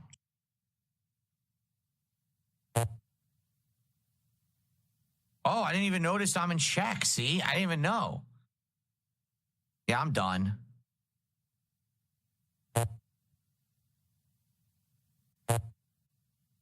How do I get out of check? How do I get out of check? I have to take the piece. I keep losing the time. It's the time that kills me. Why is the default a 10-minute time limit? Fuck it, I can't even play. Fuck this. Quit. Forfeit. Flip the board. You can't rage quit? There's no rage quit option? Why is there no rage quit? I wanted to rage quit. No, I can't. There's no rage quit. All right, they make you play to completion. They make you play to completion so you get completely embarrassed. I can't believe every game I've lost to time. Seriously, it's ridiculous. Like, forget it. Every game, do it. How do they play so fast? I can't do it. I can't play that fast. I run out of time every time, and then I make dumb moves at the end. Oh. Interesting premise. I don't know what the heck's going on. Look at this now. Wow, this game's all over the place. It seems hyper-realistic in the intro. Now it's like super fantasy out of nowhere. We are only $47 away from the next tiered reward of a shot and me trying out a new snack live on stream from the Sakura box. So a double reward when we hit 600. We just got some stuff on the YouTube side. We got some stuff from Tips. How about some subs over on Kick to even this out? Who's going to take advantage of the discounts on Kick today, right? Fuck you and your mother. Oh, well, fuck. What am I looking at? What does it say? A trick treasure. What is this? What the fuck am I doing? What?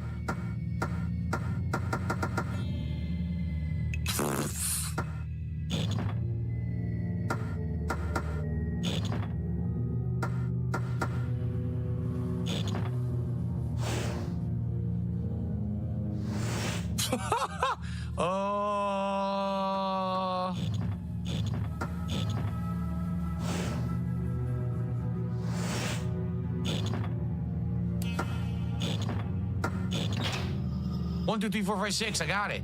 You're right. Another shot is at 700. That's correct. 750 for the next taste test goal, but 700 for another shot. That's right. Oh, yes. Yes.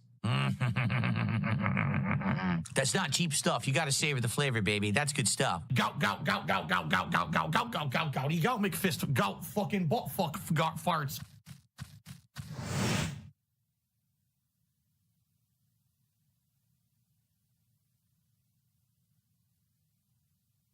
What? Name the relic created by the clan of ogres to destroy the demons. What? I don't know. I just started playing. I've been playing for 34 minutes, and I spent 5-6 minutes dicking around drinking whiskey. I don't know the answer to this. How am I supposed to know this? What happens if I answer incorrectly?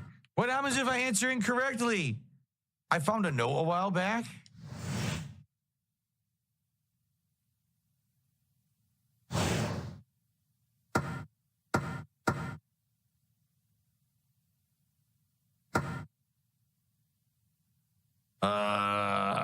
You'll tip if I wear the aviators? D'Anthony, Chili, if you tip me a good amount, I will put on the aviators. I don't put on aviators for free. Sorry about that. Oh, I missed a super chat from Kevin. Kevin did a $2 super chat, and he plans on indoor hot tub streaming.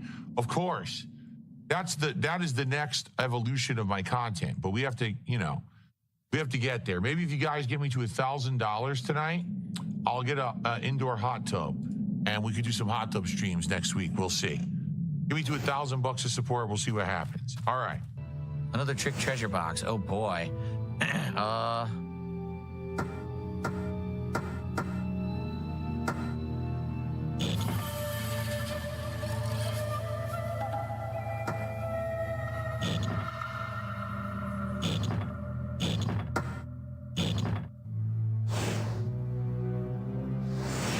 Five moves.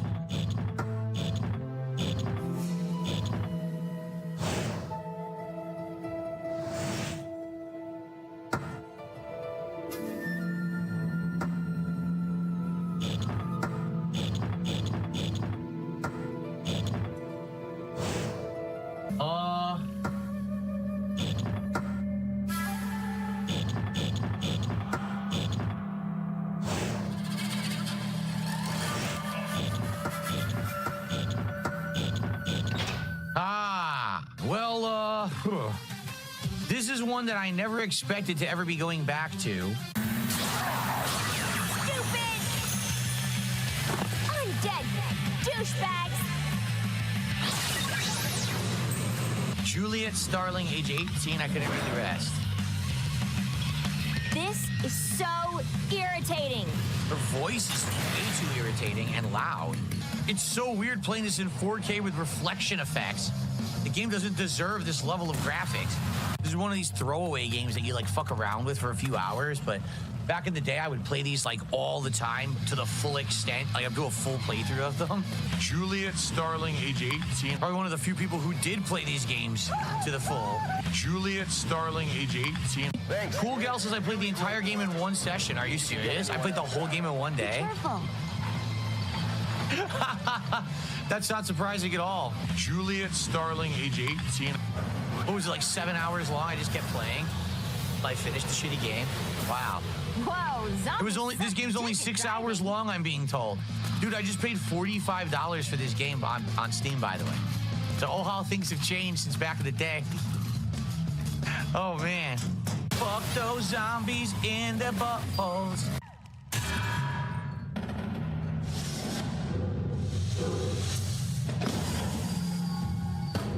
Decontaminate! Decontaminate!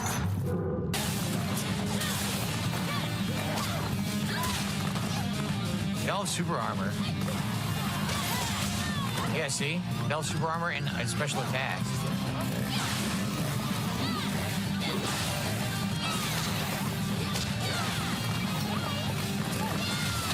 Oh my god, they all have super armor. I can't even see. Come on. It's stupid. The game's combat is so basic. It's not fun or rewarding or satisfying. It's just a bunch of button mashing. And then they just tank right through it. Like, well, you couldn't do anything about that. There's no block. There's no counter. All you could do is just flit, which isn't even really a dodge. It's pretty lame. I can't even see what's going on right now. Look, can you see? I can't see. Hit you anyway. You're hitting him with a combo. He ignores the combo and hits you anyway. That was stupid. I had to keep leapfrogging him and hitting him with the chainsaw because you couldn't do a regular combo on him. Juliet, I am so totally gonna masturbate to you tonight. Wow, what a great thing to say. Degenerate loser. This is so boring and repetitive, seriously. This game is like nothing fun about it. It's super boring. Like I said, I remember when I played it at first, I didn't like it. I thought it was really boring. Listen, both of you! The school is in dire trouble. My research tells me that something has gone wrong on a cosmic scale. That's a massive bummer. That completely sucks. Let me show you. The universe is composed of 3 dimensions. The land beyond words, the rotten world, and our dimension, Earth. There are dimensional walls between each. Using a combination of black magic and explosives, someone cracked the wall between Earth and rotten world. And the gases of rotten world seeped into our world. Your friends and fellow students inhaled these gases, which transformed them into the undead. Well, whoever did this could be trying to open a permanent gate between here and rotten world, which would be catastrophic. Dude, fuck this game. No. Enough of this. I've had enough. This game is awful. I am so bored. Do you really think I'm gonna sit there and I'm gonna kill 24 of those zombies in the slowest way possible as they insanely slowly start coming out? This game is fucking terrible. I remember hating it back in the day. I hate it now. This game is awful. It's not even, oh, it's cringy. Oh, it's the gameplay. The gameplay is so fucking bad. I am so bored. I played it for an hour. I want to rip my hair out. I want to fucking shove a cactus up my dick hole. I want to do anything but play this game. I'm so fucking bored. I really hate this. I really, really hate this, so I'm done with it. Wow. Well, that was $45 down the drain. I hated it back then. I hate it now. That game sucks. I'm glad I'm never playing it again. Whoa, what just happened? Uh-oh. I think my camera's app just malfunctioned. That's not good. Oh, come on. Let me guess, my camera just froze. I called it. My camera froze. Look at this. The app is crashing and the camera froze. Oh, wait a minute. Okay, hold on. It might work in a second. Give me a second here. It's crapped out completely. What the hell? Now the software opened and is claiming I don't have any cameras connected. What is going on? What the hell is going on? Alrighty, everyone. Well, this is Factorio. I know literally absolutely nothing about this game. A coal deposit. What did that say? This window occasionally pauses the game and gives you some hints. You continue the game by pressing. Why is it so small? Is there any way to make the subtitles bigger? All this text. The text is tiny. I can't read it because it's too small. I'm putting fuel there. It's not doing anything. Look.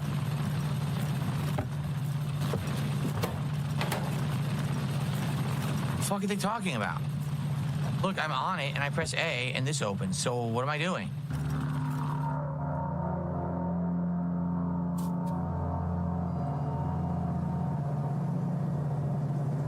How do I get to the weapon slots? Not explained. Literally no one on stream on either side, YouTube or Kick, is paying any attention to this game at all. Should I just turn it off? I've been playing for 16 minutes. Literally no one has made a comment. No one has tagged me in chat. No one is paying attention. Fuck this. It's so stupid. Why did you guys nominate games that you didn't care about? You nominated and voted the game. I'm just playing the tutorial. No one's talking about the game whatsoever. Literally, it's a complete waste of time. Everyone's paying no attention at all. So why am I playing the game? Okay, enough of that. On to something else. Hopefully that someone will pay attention to. All right. I swear, people nominated games for this marathon just to fucking make the marathon suck ass. But I think when we hit 50 goals, I'm just going to pick the games myself. Just like we did with Mega Man. You know, with Mega Man, it worked. Because I picked games that were interesting and I was drunk and I was trying to beat Mega Man drunk and it was fun. So next time I'm just not going to pick shitty games. I'm going to pick stuff that I know people will watch. No, I mean, I'm serious. Not a single person said a word about the game. I played it for 16 minutes. I keep looking. No one's tagging me. No one's talking about the game. Chat is dead silent. So why the fuck am I playing it? I'm not going to play it then. Fuck that game. That's why I didn't buy it, by the way. You notice out of all the games today, that's the one I didn't buy because I'm not stupid. I had a feeling that's exactly what it was, that people picked a purposely boring game that's not for my audience. So that's why I didn't buy it, because I'm not fucking dumb. Remember, the discounts on Kick. 10 subs get you the VIP badge. 20 subs get you the OG badge. Only for today. I'm trying to hit some goals here. We want to hit the 600 goal. We want to hit the 700 goal. We want to hit the 800 goal.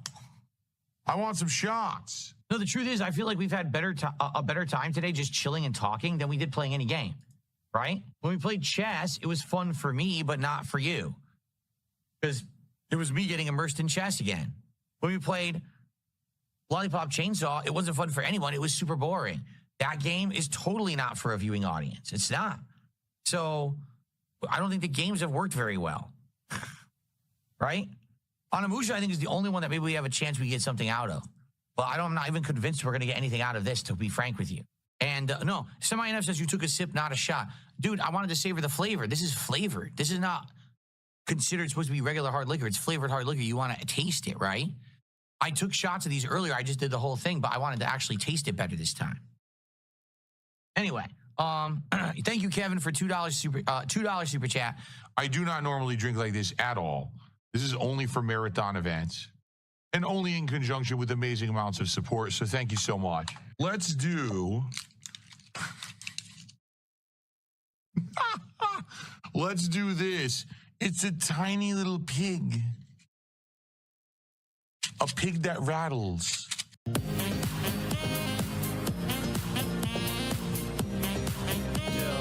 Hint, hint. Still at it. ESP is like wine.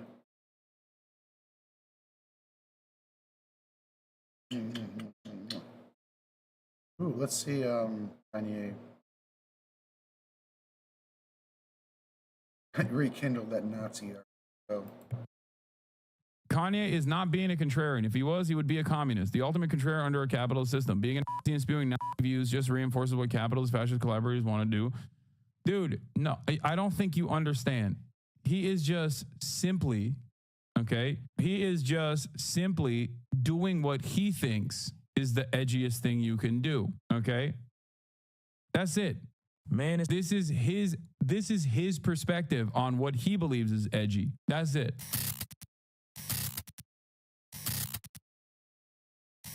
this is not necessarily something that people enjoy when I talk about, but it is definitely something that I'm interested in personally.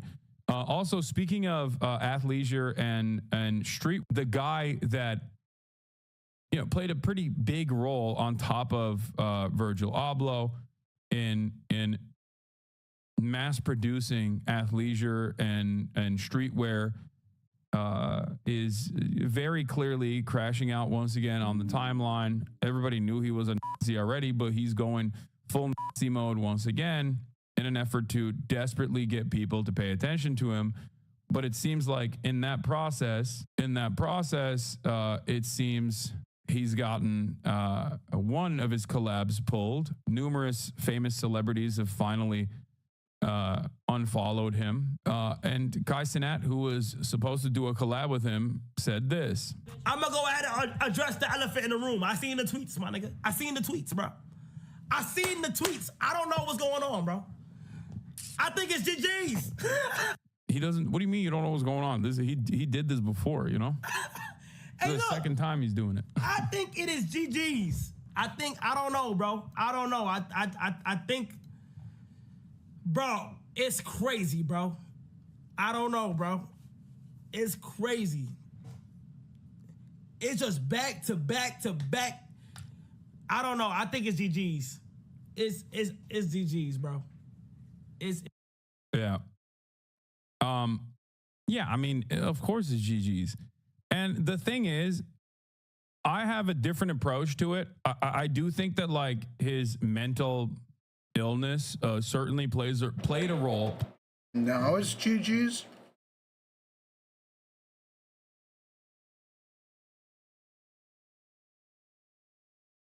I mean, I guess it wasn't before because he's still getting invited to ship, parading around his wife with no clothes on, which is a decision.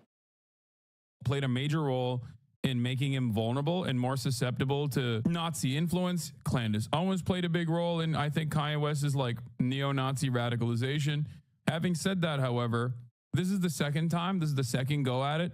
And I think at this point, it's very obvious. It's fairly obvious that it's not because of just like the mania that comes in and out of Kanye West's life, but also I think he's doing it for attention. Like it's just like a child that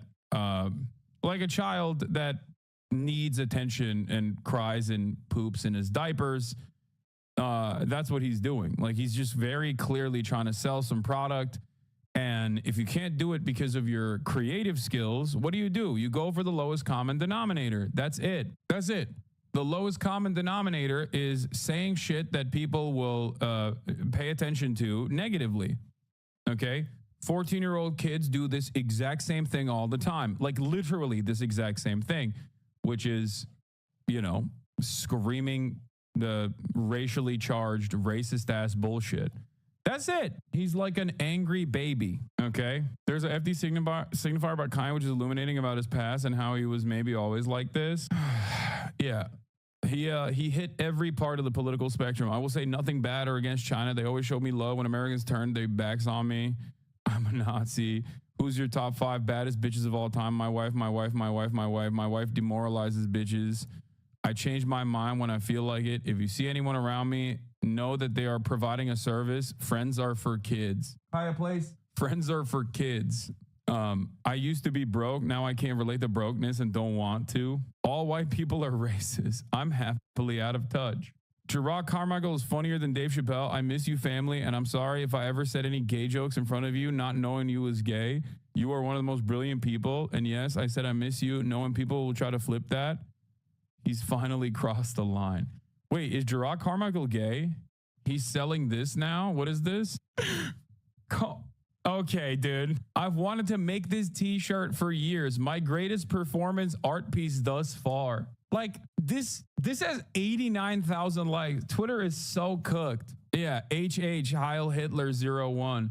Dude, let me explain something to you, okay? Let me explain something to you. Like, this is 1,000,000% someone who is unimaginably desperate for attention, okay? He said, "Hail Elon." Kanye is not being a contrarian. If he was, he would be a communist. The ultimate contrarian under a capitalist system. Being a Nazi and spewing Nazi views just reinforces what capitalist collaborators want to do. Dude, no, I don't think you understand. He is just simply, okay? He is just simply doing what he thinks is the edgiest thing you can do, okay? That's it. Man, this is his perspective on what he believes is edgy. That's it. It's a desperate ploy for attention from an old man who is nearing 50 years old, who unfortunately for many of his fans and himself has not contributed to the culture in meaningful and relevant ways in quite a while at this point. And I think that bricked his brain. He already was like very obviously not all there, and surrounded by sycophants who lean into his worst motivations, who allow him to go crazy like this. He's just basically popping off, desperately trying to garner as much attention as he possibly can. And we're kind of giving it to him, but not in the way that he wants it to happen. What are you doing? Hey. Down. That's crazy. She being crazy today. Why can't she get out of bed? Because she wants to lay on the ground and it's bad for her joints. She's a big girl. Anyway, I used to be woke too. I like that being woke now is just saying being anti-Nazi. Like that's what wokeness has gotten to.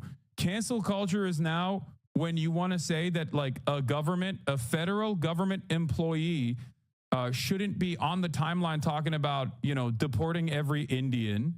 That's cancel culture. Okay. If you say, hey, this like 19, 20-year-old was tweeting about how we should deport every Indian and we should normalize Indian hate. Okay. 2 weeks before assuming the role of controlling the treasury, right? Like maybe that's not the best possible person to hire for the job. That's cancel culture. And now woke is when you're like, say no to Nazis. You know what the worst part is? The album gonna suck? Yeah, 100%. If he could rest on his laurels, he wouldn't be doing this shit anyway. That's it. You do this kind of stuff when, hey, down. That's crazy. She being crazy today. Why can't she get out of bed? Because she wants to lay on the ground and it's bad for her joints. She's a big girl. Anyway, I used to be woke too. I like that being woke now is just saying being anti-Nazi.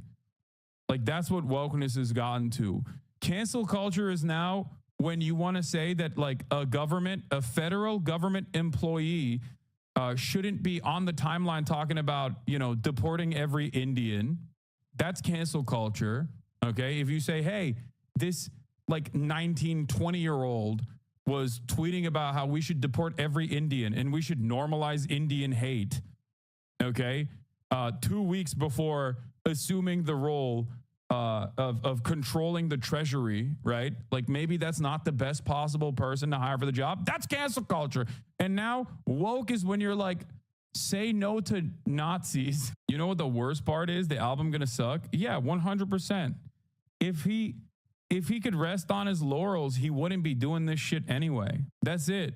You do this kind of stuff when what do hacky ass comedians do when they don't have good material, when they feel like they're out of touch? What do? They hit the exact same button. They try to be as edgy as possible because that drives reactions. Okay, if you're desperate for attention, you can always hit that cancel culture vein. You can always say like edgy shit. Okay, you have access to every Nazi on their talents and worth on the company, not on what they're doing. To be honest, this shit's incredibly sad, bro. His kids. Yeah, that's the other side of the story, which is like he's 50 years old. He has children at this point who can see him doing this kind of stuff. And it's just like, it's so lame. It's so corny. It's so sad. I don't know. I mean, he is just actively manic posting on the timeline up and down. He's about to be 50 soon, and he's still doing this stuff. Yeah, there's not really much else I can say about it. Yesterday, the White Lives Matter tee sold the most. They'll buy all this Louis Vuitton owned by a French dude, but y'all mad. Okay, yeah.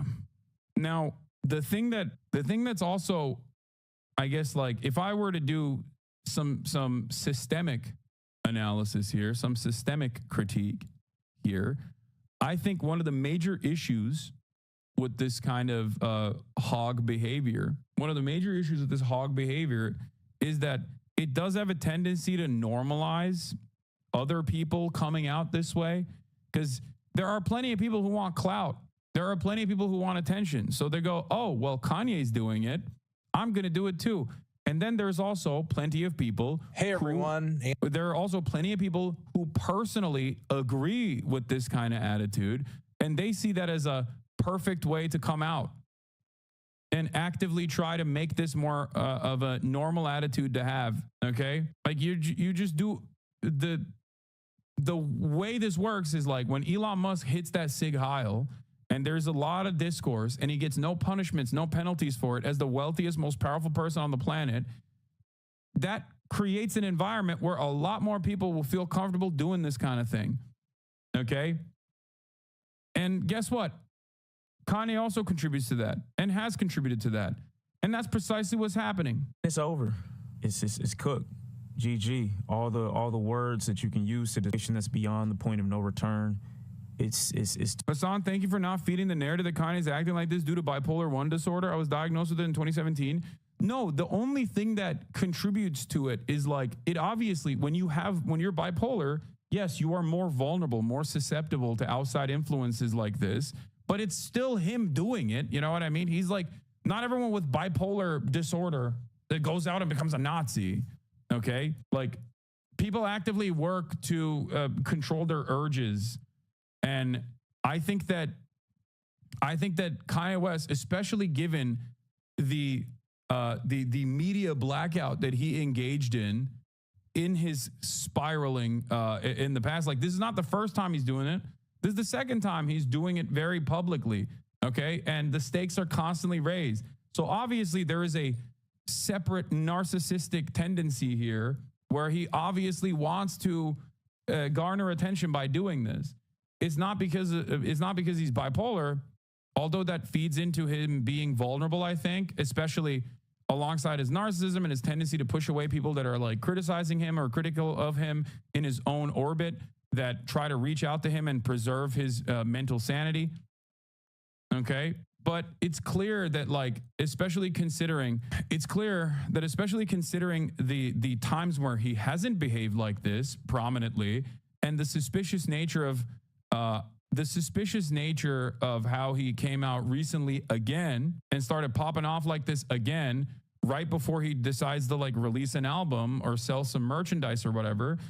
It shows me that he's doing this for a very specific, very deliberate, very nefarious purpose, which is to garner more attention. Sean Vids, thank you for the raid. Hope you had a good stream. Congratulations on all the money that you raised on your PCRF fundraiser. You're the GOAT. Too far. It's too far gone. He's too far gone. It's over with. This is the official close of the Kanye chapter. See, the thing is, right, Kanye West, when he used to be contrarian, he would try to accompany it with some level of thought, you know.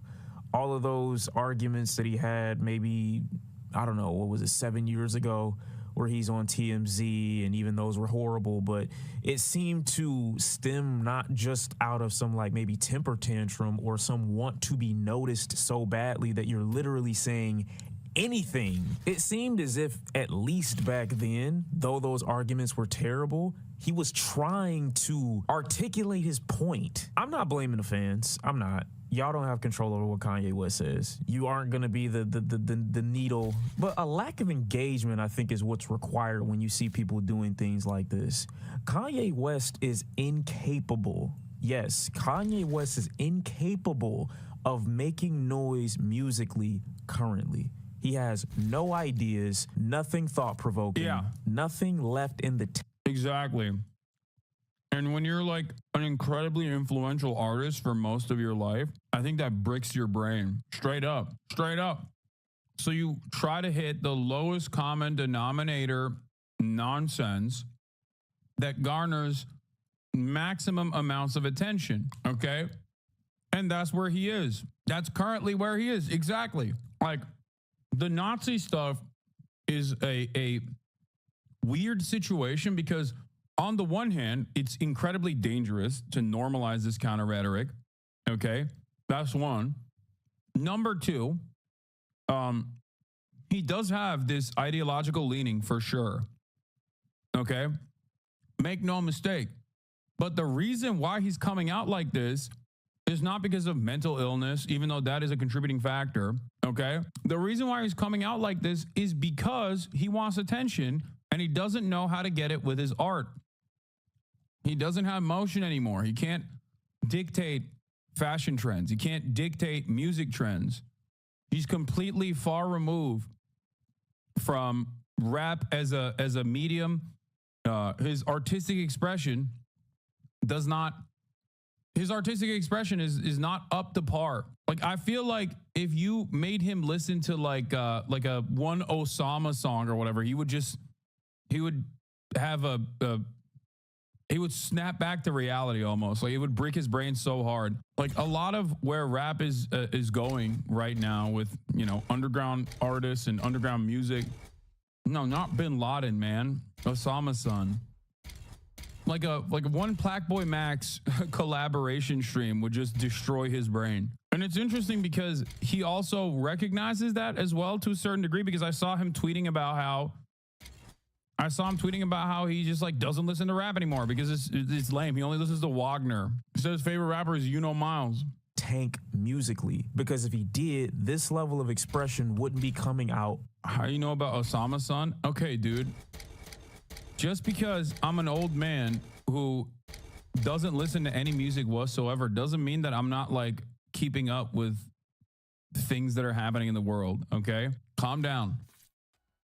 On Twitter, it will be coming out through song. Now, just because Kanye is a musician, it doesn't mean that the only medium in which he can express himself is through music. It just doesn't appear to be a coincidence that the music quality has significantly dropped over the last 5 years. He's no longer in that musical GOAT conversation. He's dropping trailer after trailer and snippet after snippet of this AI bullshit all over his social media, trying to garner attention and noise, and nobody's biting at the bait. Now my guy's just saying anything. And it's sad, you know. I'm not telling you to feel bad for Ye either. I don't believe this is one of those like mental breakdowns or one of those episodes. I genuinely think that he is so beyond the point. You mean Wagner or Vikernes? Both. But Wagner, he tweeted about Wagner, said like, oh, I only listen to classical compositions from Wagner. He's the best because he wasn't broken by the Jews or whatever. He's just doing Nazi dog whistles on every aspect, including his music. It's so stupid. Of just being creative and putting together a thought-provoking song that he's resorted to having to be acknowledged via Twitter by saying literally anything. It doesn't have to come from a thought. It doesn't have to come from a deep-seated emotion. It doesn't have to come from something that he's been sitting with for a while. Anything. It's basically Kanye's rage bait. That's it. He wants attention. He can't get it through music because for whatever reason, I'm not going to say he's not talented enough to produce records that would get people talking, but he hasn't done so over the last 5 years. People that aren't hardcore fans, his genius, quote unquote, has not been acknowledged to that extent musically. I'm not saying that people don't still like his merchandise, but the allure of Kanye West clothing doesn't seem to be as hype as it was 5-6 years ago. So when no one's talking about Kanye or bro wants some attention. Those are not dog whistles, my guy. He's selling a shirt with a swastika on it. That's blatant. No. I'm saying like even, I know it's blatant, but I'm saying even when he's talking about like music, like every aspect of it is just like pro-Nazi. Everything he tweets about is like about how much he loves Adolf Hitler. Dude, I don't know how to explain this to you. It is because he is washed. That's it. He is so washed and so desperate for attention that he knows this is the last thing you can do. There is the only thing you can do that is worse than this if you actively come out in support of like Pede. That's it. That's the last move that he's got in the tank. Okay? The one thing he hasn't pulled on yet is you know, saying he loves Adolf Hitler is basically second to last before you hit the full Monty. Okay, that's it. Then why would he have the same views 5 years ago? I think he was at least like somewhat cognizant and had more motion still, because he was just recently coming out and saying he's like pro pro MAGA, pro Trump, whatever. Okay, so he didn't feel the need to just go balls to the wall. I guess technically he did hit a free Diddy, so he did do that as well. Yeah, he had like contracts with Adidas. Like he had the wherewithal to recognize. He had the wherewithal to recognize that, like, you know, on the one hand, he could probably get more attention with his music. He probably still believed that he could get more attention with his music. Okay, that was one aspect of it. On the other hand, I think, hold on. On the other hand, maybe he hadn't like fully flushed out his insane perspective, right? The list he had color coded was crazy on TMZ. Yeah, this is the funniest tweet about this process, I think. Yeah, him coming out and being like, I love Hitler, now what, bitches? And this is the best tweet for it. Okay, so does 30% of the site. You're not special anymore. Exactly. Like, it's not even hot. Yeah, now what, dude? I can't believe you said you love Nazis on the Nazi platform. Like, here, even this in and of itself shows that this doesn't garner the same level of attention anymore, because it's not even special. Now, obviously, I look at that as a broader problem, a cultural problem, a societal problem that is really consequential and really significant, will genuinely lead to a lot of issues down the line, okay? But having said that, ultimately, you ain't special. I mean, these guys are getting hired. Guys with opinions like this are getting hired to the federal government right now, okay? He pops out to the Grammys with his half-naked wife. Definitely feel free to correct me if I'm wrong, but I don't remember the last time Kanye West went to the Grammys. When an NBA player wants to be acknowledged, he performs well in his games. When a producer wants to be acknowledged, he shuts his whole ass up and makes some drums. When a chef wants to be acknowledged, he goes in the fucking kitchen. But when a creatively self-neutered Kanye West wants to get attention, he goes to Twitter. That makes... I think Kanye would have been more impactful if, after all of the instances where he got Bianca naked, he went to the Grammys and he was butt-ass naked and she was dressed up. But he's got no creative juice. He's got no motion. It's tapped out. Okay? If he came out there with like a sock on his dick and just walked that goddamn red carpet and Bianca was like dressed up, people would be like, damn, that's crazy. I can't believe he did that. But guess what? That would require thinking. That would require some creativity. Okay? He doesn't have the meat for it. You don't know that. But my point is, he's got no emotion. He's got no aura. He's got no new opinions. He's just looking for bottom of the barrel nonsense. Look at me. I'm dominating my wife that looks like Kim Kardashian. Okay, free Bianca. Yeah, I saw that TikTok where a lady was talking about if Bianca had Bush, it would have been art. I agree. That's another great take. Like, I think if Bianca came out and had just like the meatiest Bush of all time on that fit, all of a sudden, art. Okay, that's another take. You all of a sudden turn it around. You're now a trendsetter. Okay, people are talking about how is Bush coming back.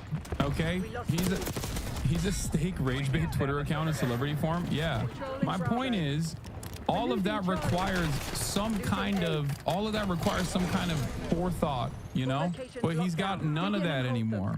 He's not interested in making something unique or different. Okay, he is interested in rage baiting. That's it. And if that's all you can get, is all you're capable of doing, inevitably people are gonna go, this is kind of mid. This is no longer interesting. Okay, this is no longer interesting. This is kind of mid. This is boring, and it is. It's desperate. It's lame. It's boring. No fucking sense. The guy who's produced some of the greatest records you've heard in your life, who's been acknowledged in the fashion industry, his creative juices are so sapped up that instead of creating better material, he'd rather resort to I Love Hitler tweets. I think it's up to the people to do better and just not unironically engage with him. I've seen people on Twitter trying to argue back and forth with Kanye West in this moment. He doesn't give a fuck what you're talking about. He just cares that you're engaging. He just cares that people are seriously... This is also another telltale sign that someone is right-wing, okay? You see this shit? Y'all seeing this shit? Okay? The moment that you put on... I mean, it's not Oakley's, right? It's a different brand, but it's got the Oakley style. The moment that you put skin-tight Oakleys on, and it's just creating little meat flaps, all right? It's done. You got the wraparounds looking like a... Those are the wife beater 7s, okay? Those are the domestic abuser 7s. You put them shits on, you've gone right-wing, okay? You got the meat creases, dude. It's over. You're tactically ascertaining whether or not you're about to commit a felony, okay? You're about to have a kinetic moment with a teenager. Never seen a guy with positive aura rocking the fucking wife beaters like that. Be trying to dismantle his points. There are no points. There's nothing you have to argue against. He doesn't care what's coming out of his mouth, and neither should you. But these should be reasons why. These should be reasons why you should look at Kanye West and be like, damn, you're that drained creatively that as opposed to making better art, you'd rather tweet in order to get attention. How sad, how little, how low. You're saying fuck Virgil. Dude, I can't even take you serious. Everything that I've had to say about Kanye West has not changed. I could apply the exact same things I said about Kanye in a video from 2, 3, 4 years ago and apply them right now, and it would still fit. Nobody needs a monologue or a video essay to tell them that the things that Kanye West was saying are unforgivable, irredeemable. You shouldn't say these no words. But Kanye exists currently just in opposition of what people think so that he can garner attention. That's it. The music has been scattered, unable to speak for itself or prove itself for years now. And I think it's up to his fans to genuinely just reach a breaking point. How far are you willing to go? How much are you willing to be pushed? What more do you need to see? What more does he need to say? The line in the sand has been... I think also maybe this is like him testing the waters a little bit too. Like, yeah, I think he really wants attention. That's number one. But also, I think he is desperate to see, like, I think his narcissism creates this unique predicament where he's like, what can I say and still maintain a fan base? I think that's probably the other side of this as well, which is like, I'm going to say the most unhinged shit to garner as much attention as possible. But I wonder if I can like say this stuff and still maintain a loyal fandom. I guess that's part of it too. Well, being Nazi is cool now? No, I don't think so. I don't agree with that. Okay. I don't agree with that at all. Fell off after late registration. I also think the music industry is interested in the answer to this question as well for monetary purposes. But like, I don't even think he's not putting out bangers. He's not getting rewarded. I think he ultimately would need to put out really good music. And if you have really good music, then you wouldn't need to do this anyway. Like you said, dumb people might follow Kanye's trolling. You could say Kanye is the dumb person following Elon's trolling. The Overton window shifts right. I mean, he was doing this before Elon. Maybe he's getting paid. No, he's not.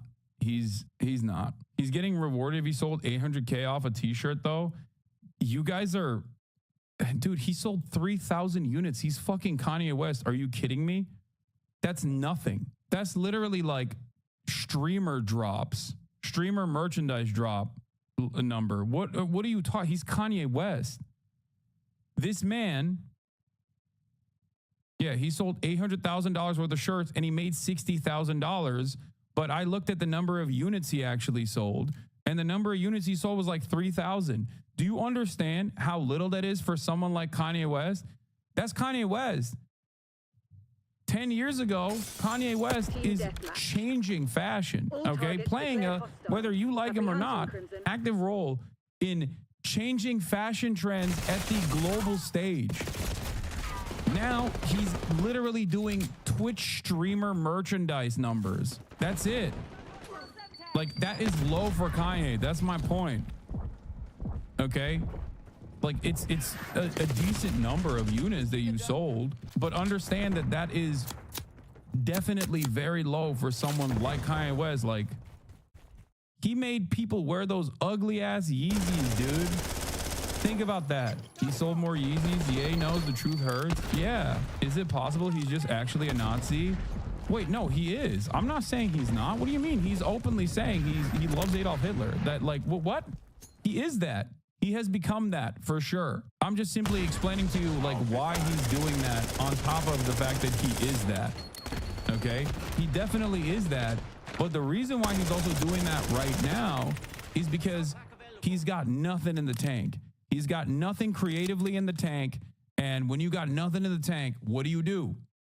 If your job revolves around the attention economy, okay? If your job revolves around garnering as much attention as possible so you can consider yourself to be an influential person. Like, he went from being an artist to being an influencer, okay? He leveled down, and not even like a cool influencer. He went from being an artist, a cherished, well-celebrated, well-respected artist, to being a kick streamer. It is the bottom of the barrel.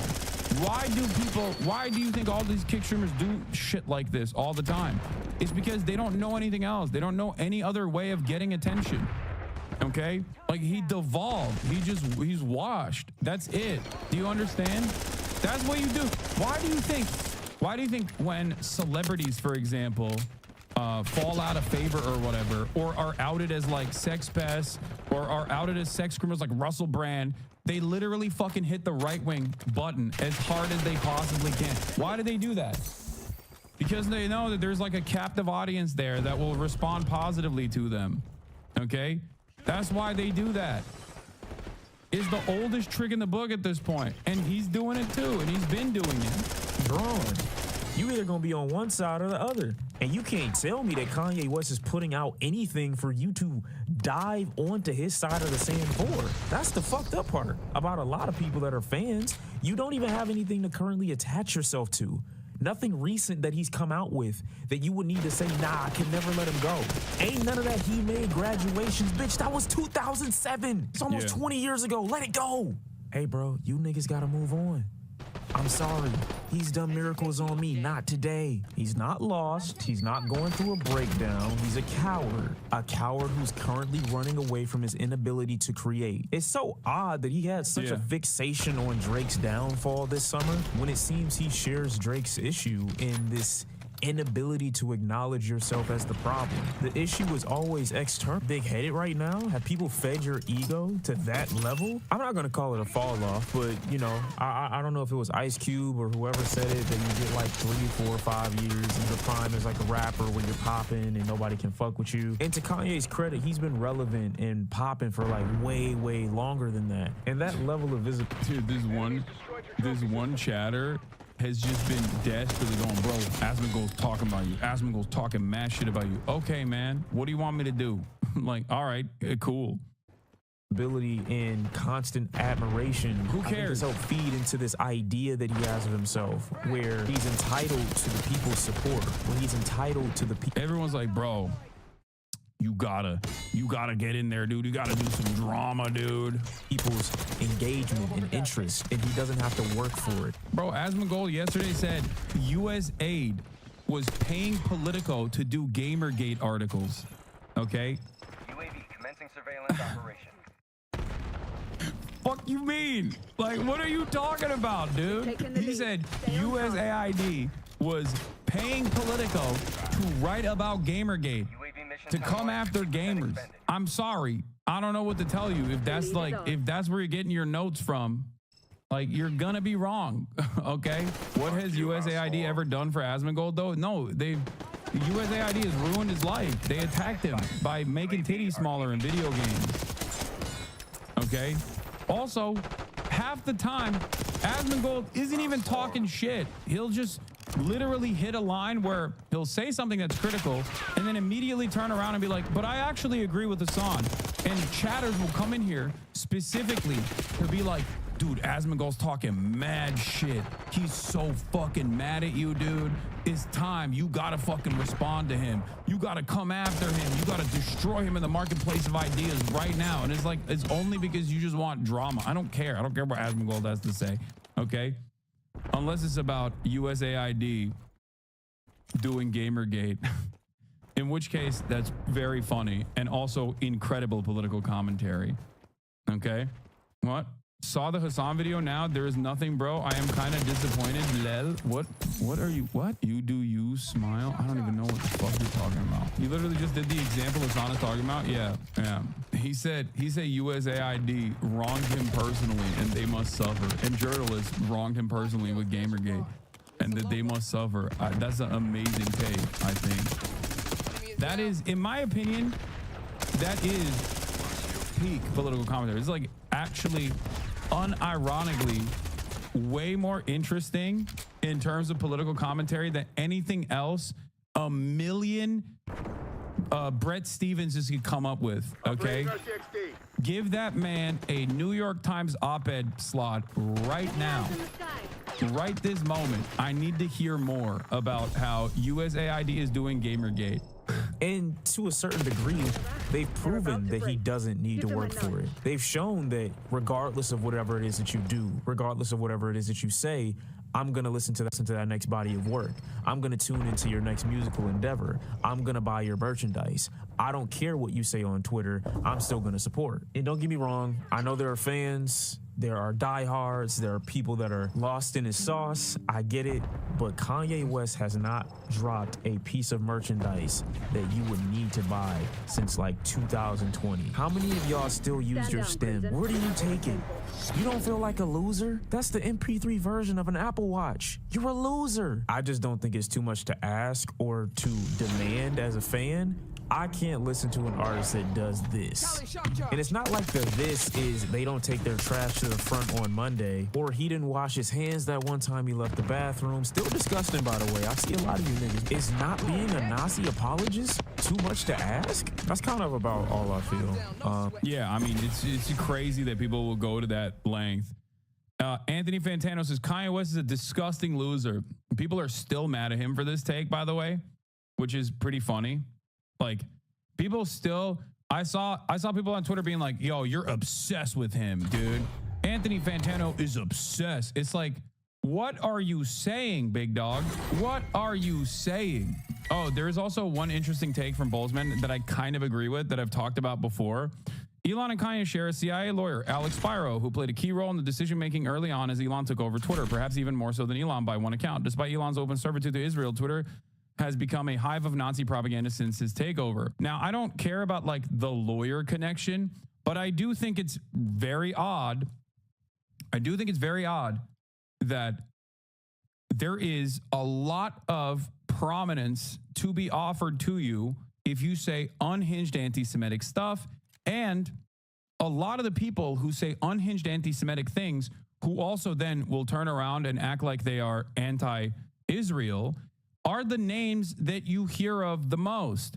I feel like there's a concerted effort to basically make it seem as though most of the anti-Israel commentary actually comes from people who are also anti-Semitic. This is something that I've noticed and something that I've actually criticized quite a bit, whether it be Myron from Fresh and Fit, okay, whether it be Dan Bilzerian, or numerous other people that get a lot of prominence from the likes of Piers Morgan and many other outlets, okay? It is weird, okay?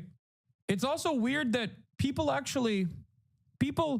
sometimes talk about that Jake Shields, that fucking nurse doctor woman who's like very clearly an anti-Semite. Now, of course, on the one hand, I think that anti-Semitism is not seen as big as a threat as being anti-Israel is, right? from a lot of our institutions. Clearly, that's not the case. Clearly, if that was the case, then the ADL would be coming after the likes of, you know, Donald Trump or Elon Musk way more aggressively. Okay, don't you think? But the ADL will regularly go after. The ADL will regularly go after people who are obviously overtly anti-Semitic. Obviously overtly anti-Semitic every now and then, like Kanye. This one is a classic example. Okay. This is just a way to beef up your bona fides, to say like, oh no, I'm in this still. I'm in this to still attack anti-Semitism. If you were in that, if you were in the combating anti-Semitism game, you'd probably be saying a lot more about the likes of Elon Musk hitting a fucking Sig Heil, for example, instead of defending him because he is pro-Israel. So for me, I think that basically a lot of the most prominent anti-Israeli accounts are being openly anti-Semitic on the timeline cannot be an accident. It works in two different ways. On the one hand, when anti-Semitism grows and festers in the Western world, then Israel can continue to say, look at how anti-Semitic the world is. We have to have a Jewish ethno-state. Okay, we must have a Jewish ethno-state. Otherwise, no Jews around the world are ever going to be truly secure and safe. Okay, that's part of the reason why Benjamin Netanyahu actively will collaborate with anti-Semitic fascist movements all around the world. The other side of this also is that you can then partner and pair up anti-Semitism and anti-Israel takes by saying, look, all the most prominent anti-Israel accounts, all the most prominent anti-Israel people are rabid anti-Semites. Okay? That's why I've often maintained the position that someone like myself who actively combats anti-Semitism, who is also anti-Israel, is a far greater threat to these institutions that are tasked with defending Israel than someone who is openly anti-Semitic and anti-Israel. Because when you're openly anti-Semitic and anti-Israel, then you can just go, yeah, this guy fucking hates Jews. Like, look at him. It's very clear. That's why he hates Israel. Okay? But when it's someone like myself, it's going to be really hard. It's going to be really hard for you to actively try to maintain this position that my criticism of Israel is not coming from the fact that I have an understandable moral position on the invention and maintenance of an apartheid regime that is built around religious and ethnic supremacy in an identical fashion to previous fascist movements that is doing a genocide. I think that is unacceptable. Okay, all of a sudden that becomes a much larger problem. Okay, that's a much larger problem because you can't present an argument as easily as, well, that guy is anti-Semitic. And I mean, there it is. Heil Hitler again. Okay, that's the end finish. Just check his tweet out right now. Jesus Christ, what do you mean? This is not new, chat. What are you talking about? He's tweeted out Heil Hitler like 25 times in the past like 48 hours. What are you talking about? He's spamming it. I think this is a desperate and very sad ploy for attention. Do I believe that he personally thinks this way? This is his ideological position? Yes. Do I believe that his mental health complications made him more susceptible to this kind of ideology from a charismatic figure in his corner, Clandis Owens? Okay, absolutely. Having said that, however, the major contributor to him doing this is his desperate ploy for garnering attention. He can't do it by making music. Okay, he is trying to still be as relevant as he can. He can't do this by making music, so he's trying to do it by, you know, consistently glazing Adolf Hitler. That's it. It's sad. But yeah, I have noticed that so many prominent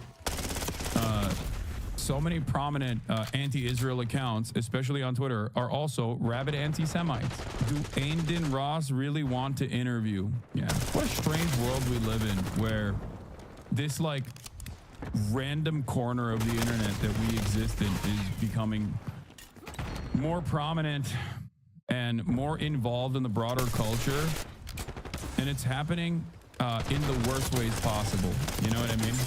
We are in the bad timeline, but let's hear what Anthony Fantano has to say. Anthony Fantano here, internet's busiest music nerd. I hope you're doing well. Here I am with another one of these videos. Yep, these videos here, these videos that I'm tired of doing, they seem like they are too big and annoying and obnoxious to ignore, but simultaneously, I don't really know what there is to add to this topic at this point. That topic being Kanye West and the continually ridiculous, harmful, and outlandish things that he says on a regular basis. So specifically on his Twitter account, where recently he has dropped such hits as "I'm a Nazi." Yeah, he's literally saying it again.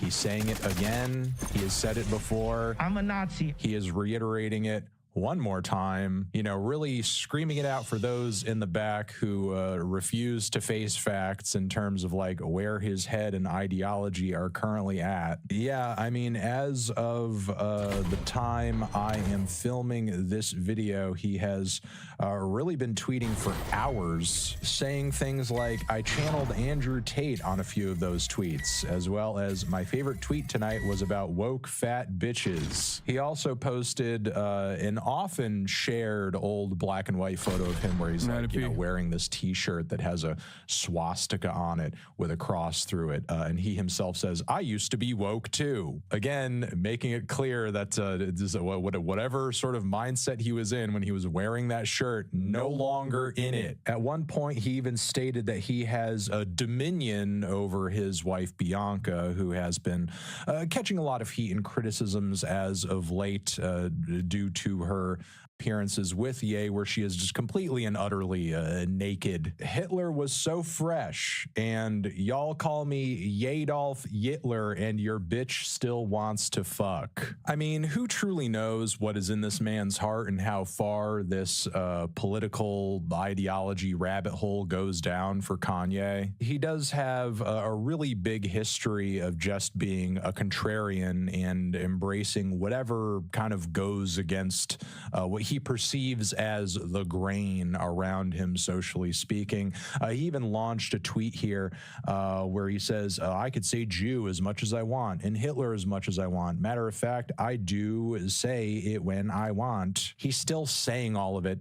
He's still a moron. And honestly, I don't really know if that's any better than him actually being a Nazi. I mean, he's either embracing it in order to be edgy and go against what he thinks everybody wants him to believe or feel or give into, or he's embracing it because he genuinely believes in the perspective either are bad and disqualifying. At one point, he even advocated for freeing P. Diddy, which also has not gone over very well with a lot of his fans and people in the hip-hop community as a result of, you know, the evidence against Diddy being stacked up so high that pretty much everybody is of the opinion that he is very much guilty of all, if not just a great deal of what he is currently arrested for. But again, Kanye does also have a history for standing in support of people who have some pretty damning sexual abuse allegations against them. Yeah, Free Diddy is what I was just saying, right? Like, it's the final stage. Like, the last line that you can hit, is basically saying that you're like pro pedophilia. Free Jeffrey Epstein. It's the final, it is the final form. Oh man, that's gonna get clipped. Wait, what? Wait, what are you talking about? Someone's gonna clip that out of context? Wait, what did I say? Like, it is the one thing worse than being an out and about Nazi. Like, that's, but what is the only thing that is a like more ridiculous thing that you could say other than saying that you love Adolf Hitler? Saying that you are pro pedophilia. That's it.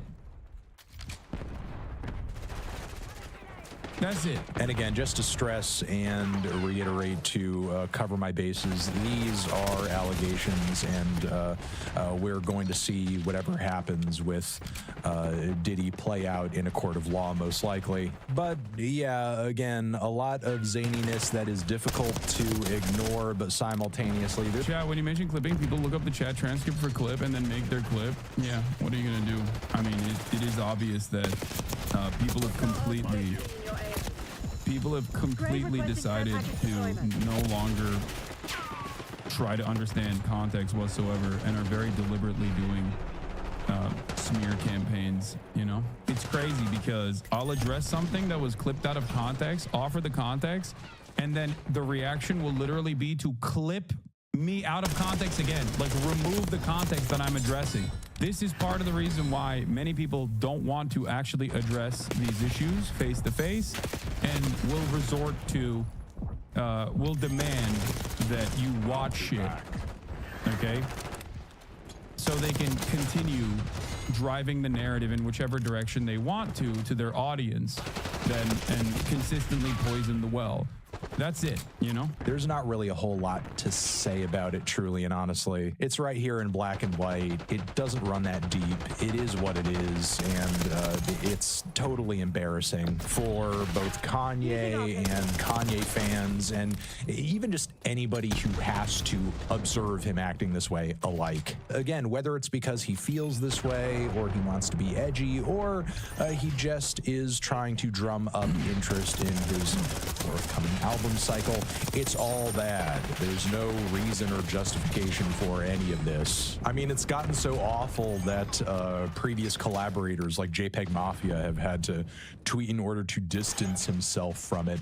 And currently right now on Twitter, there is a headline that says, Kanye West's autism diagnosis separating behavior from diagnosis. Like, why do we need to have this discourse as if being autistic is a prerequisite for having a Nazi crash out on Twitter? More than being on the spectrum going on with this man. And the only silver lining to this cloud right now is that it does seem like on some level that even his most sycophantic supporters who were like really there with him through the Vultures album cycle and so on and so forth are now becoming disillusioned with his behavior and his commentary at this point. So, I mean, I guess that's at least somewhat of a saving grace as a result of all this. But yeah, I think that's all I have to say. I think that...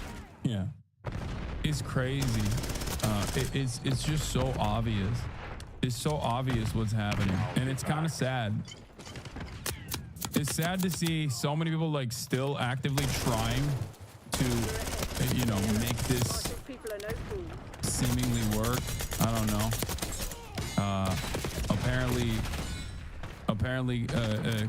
Apparently Ye is gonna talk to Aiden Ross soon or something. I don't know. It's just like people farming. It's basically just people farming clout all the way down, you know? I don't think there's any hope of him changing until maybe when his children are older. Yeah, I mean, you just gotta give it up, you know? You just gotta let it go, man. I don't know. You have to let it go. I don't know why people are so deeply invested in this. I don't understand it. There were no deep state subversives in there. Just nice people sending food and medicine to hungry, sick folks. Blow it up anyway. Okay, dude, isn't Aiden Jewish? Yes, but okay, Aiden is Jewish. So what? He's literally had Nick Fuentes and Sneeko. Both are obviously openly anti-Semitic on his broadcast numerous times, where they convinced him that the Holocaust was fake, dude. Like, what are you talking about? He doesn't give a shit. He doesn't give a shit about anything. He just cares about clout. Scoring a massive interview with Kanye West is infinitely more important. If he's gonna farm clout off of Nick Fuentes and Sneeko, he's gonna farm clout off of Kanye. Are you kidding me? I think for a lot of people, they don't think about the impact of this either. Like, they don't think about the consequences of this sort of thing. They don't think about like Hassan, over here in Chicago, ICE is literally going door to door. A lot have no criminal background. The only good thing is community here have been teaching them not to open the door without a warrant. Yeah, they're very mad about that. They've been getting really, really upset about that. The fact that like people have taught undocumented immigrants their rights. Yeah, nothing scarier than an informed public that forces these Gestapo members to at least abide by the existing laws for the time being as those laws continue to exist. Here's another story that I wanted to cover as well. Man falsely poses as immigration agent and traps Latino men in their car. You got caught, Mo. Where you from? Mexico? You from Mexico? You're going back. A South Carolina man has been charged with kidnapping and impersonating a police officer after officials say he detained a group. Of course he's been arrested. You can't impersonate a federal law enforcement officer. Chatters, are you kidding me? I'm sure they'll deputize people soon. There's like a bounty system some of these states want to implement. But even in that structure, you cannot portray yourself as a court-ordered federal law enforcement officer. Group of Latino men in Charleston County, South Carolina. 33-year-old Sean Michael Johnson is accused of willfully and unlawfully presenting himself as an ICE agent and detaining a vehicle of individuals from moving, according to court records. No, you cannot drive, bro. You have not a license. You have no license. We're going back. In addition to taking their keys, Johnson also blocked the men's car with his van, so they could not drive away, according to court documents. You know, if you don't have a license, you cannot drive a car in the United States. No, it's over. It's over. Hey, don't be speaking that pig Latin in my country, bro.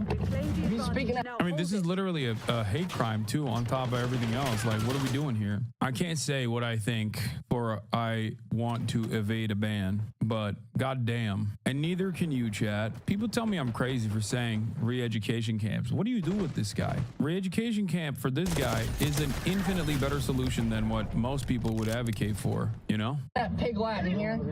Johnson was charged with 3 counts of kidnapping and 1 count each of impersonating a law enforcement officer, petty larceny, assault, and battery, according to jail records. The men in the vehicle are not facing charges, according to local police. Have fun. You're falling behind. Johnson posted a bond of over $230,000 and was released from jail, according to online court records.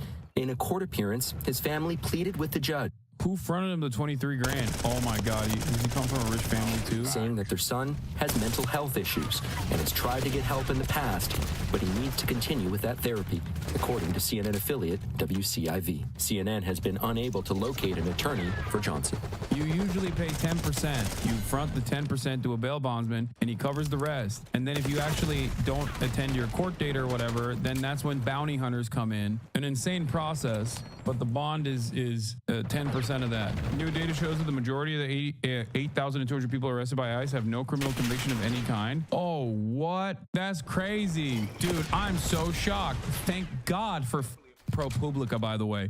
This is what I've been saying from day one, okay? Remember, I was like, where are the journalists? Why are they not logging through all of this data to figure out if these guys actually have any sort of criminal convictions whatsoever? I hope that there are good journalists out there who are digging deep, because the first couple of weeks of ICE activity was immediately met with onboarded Fox News commentators that were doing ride-alongs during these deportation processes and claiming that these were some of the biggest, some of the most prolific rape of all time. One of the guys that they detained at an immigration court hearing was a DACA recipient who is a middle school teacher in Florida. This happened yesterday. Yeah, I told you, the notion that they're like going after criminals aggressively is ridiculous. And by the way, 50% of them have no criminal convictions whatsoever.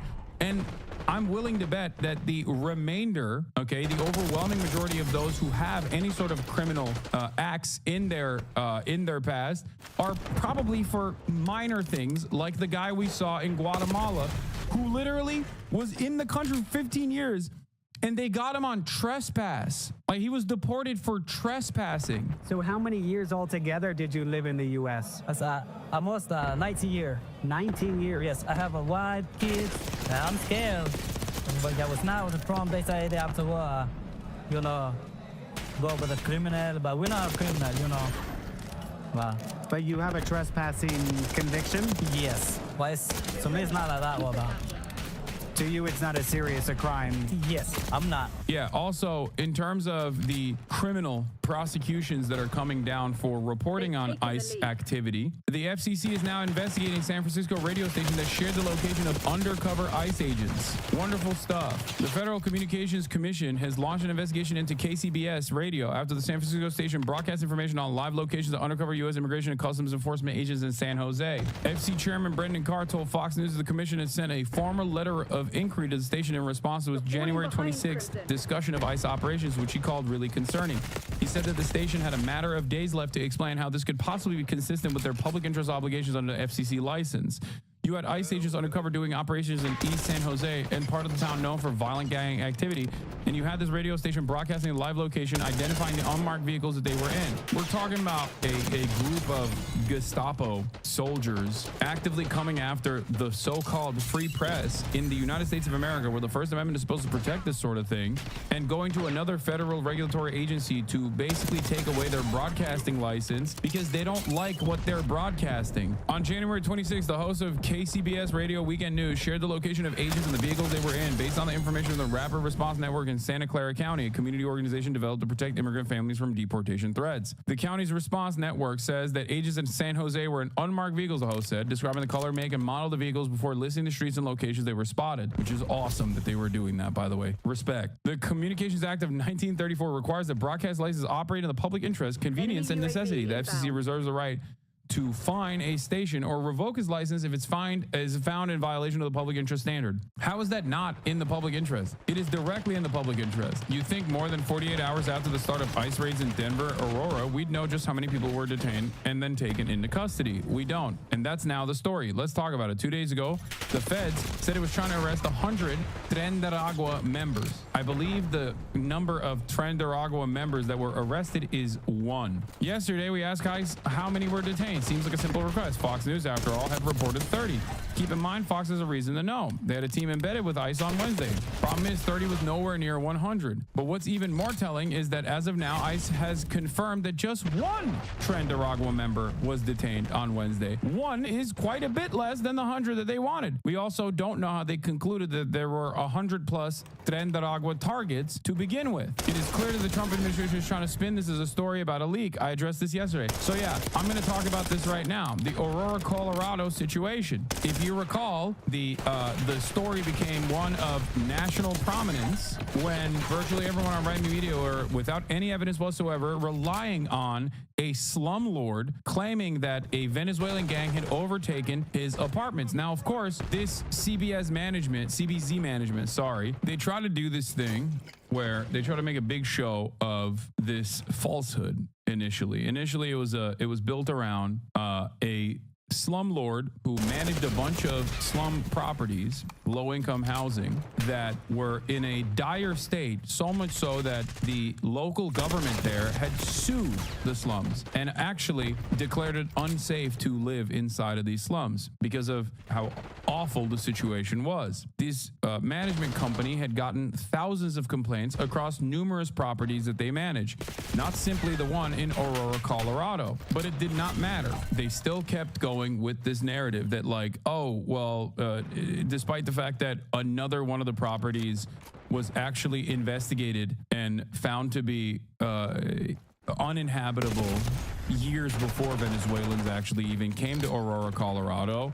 And the second court case that came down for this famous property came down before Venezuelans actually, quote unquote, took over this Aurora, Colorado slum. But everybody went along with it. Now, the difference here, unlike in the past, is that Fox News is doing this propaganda under its objective reporting wing. Initially, Fox News used to do this on the editorial side, But now they're doing onboarding, and they're supposed to have an objective news reporting side, and their objective news reporting side is also doing egregious propaganda. It's ridiculous. So I'm glad that ProPublica has been tasked with at least figuring out what the truth is. Here, look at this. Homeland Security Investigations Denver office framed raids across the metro area in simple terms. These actions were targeted operation focused on violent criminal aliens. Why does everybody at the Department of Homeland Security sound exactly like Tom Homan? They're so ogre coded.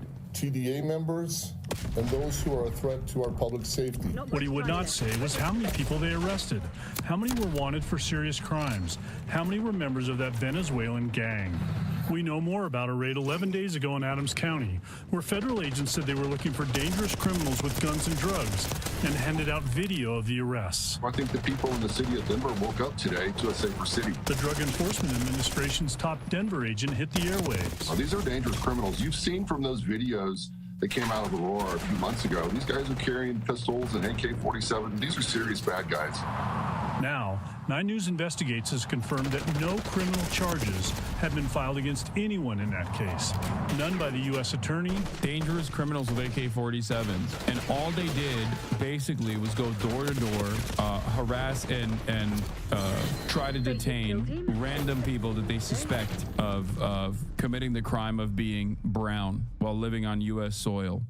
None by the Adams County District Attorney. It should surprise everyone that we're using government resources like the DEA to go and round up people who have no criminal legal case against them. Laura Lunn is an attorney with the Rocky Mountain Immigrant Advocacy Network, and she says there's a very big difference between facing a criminal charge and being held for an immigration violation. Immigration detention is civil detention.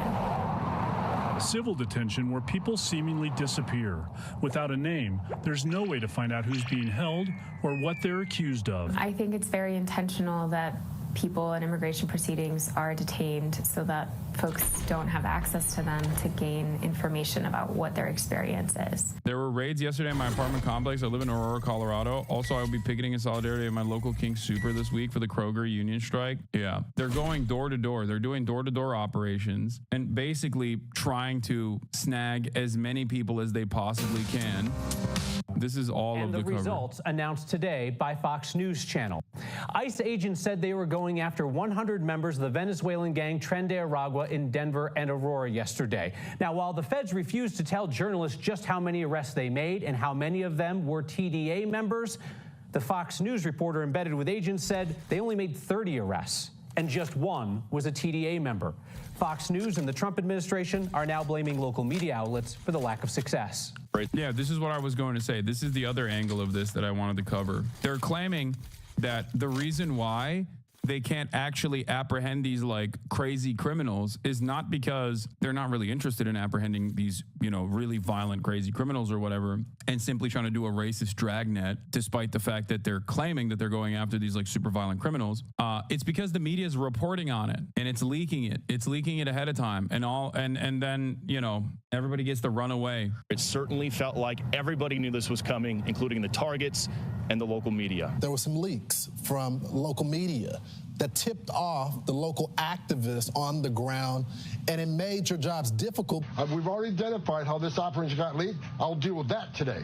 Immigrant communities in Denver and Aurora have been expecting yesterday's raids ever since Donald Trump campaigned on a promise that he would start his mass deportation here.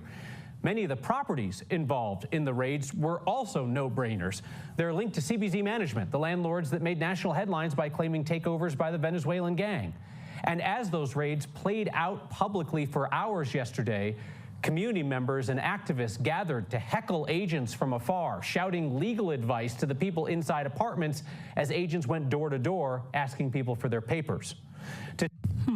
Interesting. I can't seem to put my finger on what this reminds me of, Straight Nazi shit. That's what. Today, Trump's border czar Tom Homan threatened federal prosecutions for people he says are... What happens if you don't open the door? Nothing. And you shouldn't. It is illegal for them to break in unless they have a search warrant. The fact that they're just like trying to go to every single person door to door with the hopes that they can nab someone who is not aware of their rights, their constitution protected rights, is ridiculous. They need a search warrant signed by a judge to be able to go into your home. Now, the feds say they were targeting violent criminals. We continue to ask just how many of the people arrested in Colorado yesterday were violent criminals, as opposed to people who had civil immigration violations and were picked up because they couldn't show papers.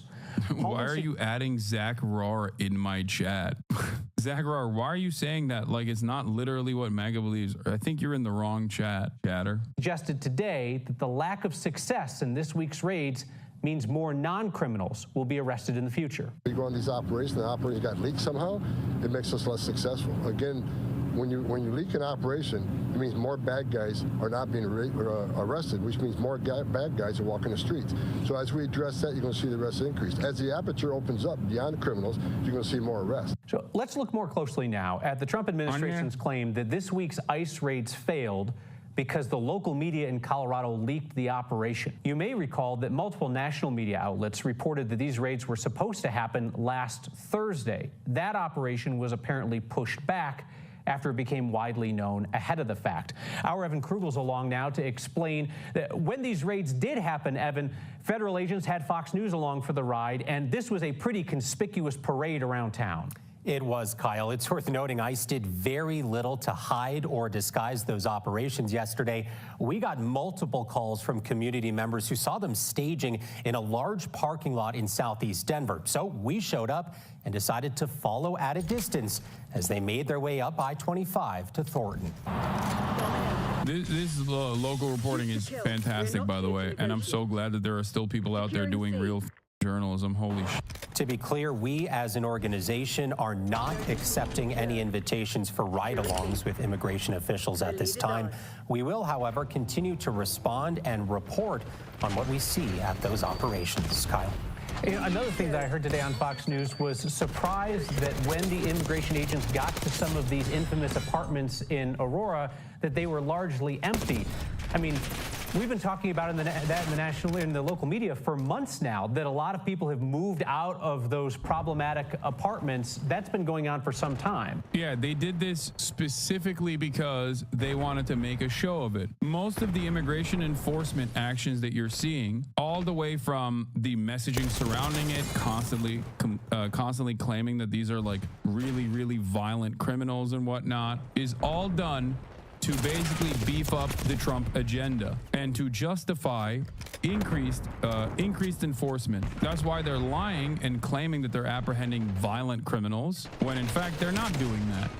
They're actually just going after whoever they can that they catch that is undocumented or sometimes literally documented but are not a natural-born U.S. citizen, like the DACA middle school teacher that was apprehended at a immigration court proceeding. Like that's a documented immigrant. That is not an undocumented migrant. That is a documented immigrant. That's crazy. They're also detaining people for speaking Spanish and not having paperwork on them. So even if you are a documented natural-born American who happens to be speaking Spanish, you can still be detained. That should probably reveal to all of you what the actual intention is here. They're going after tribal members, Native Americans. Think about what that means, why that's happening. This badass lady is cursing ICE on Fox News.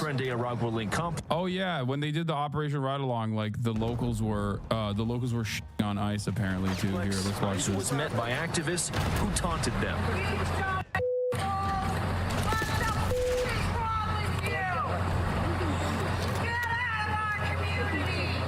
Others who used megaphones to coach those living inside.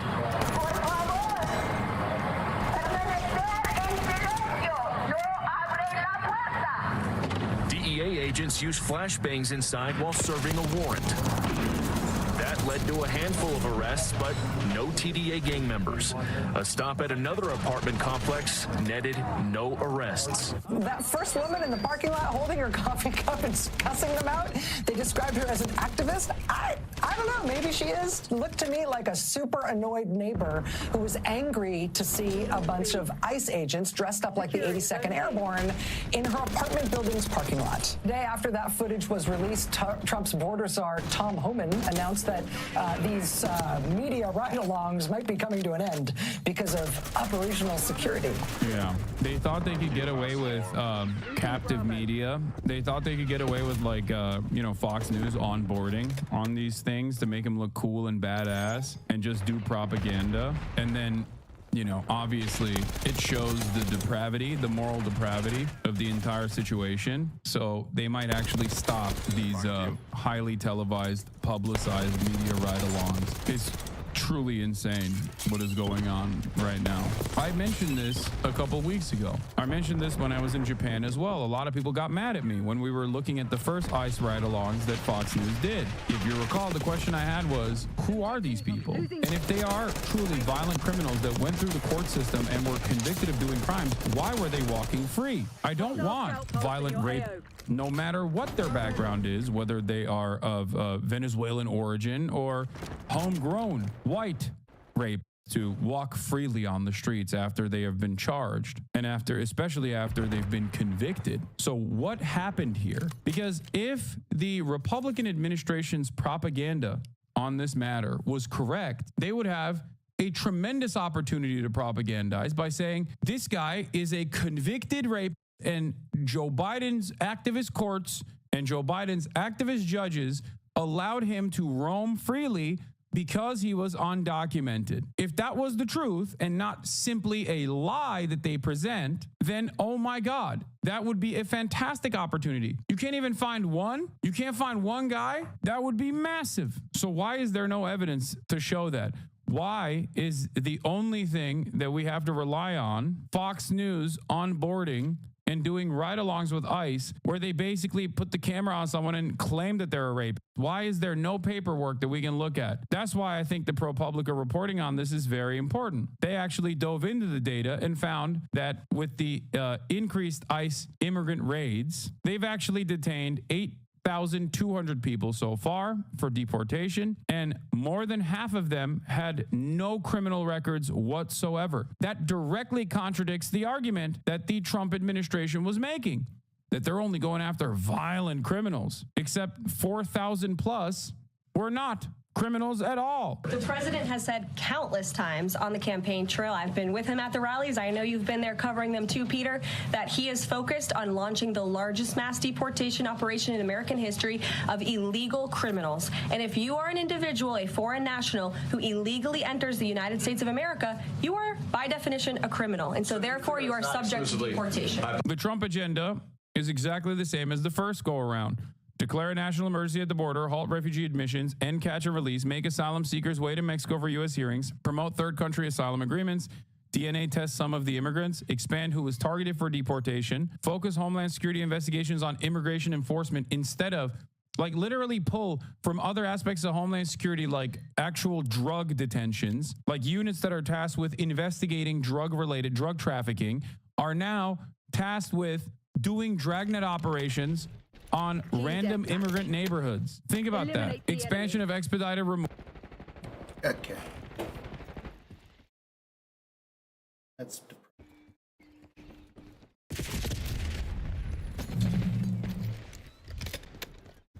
am I still gonna have the Arnold voice?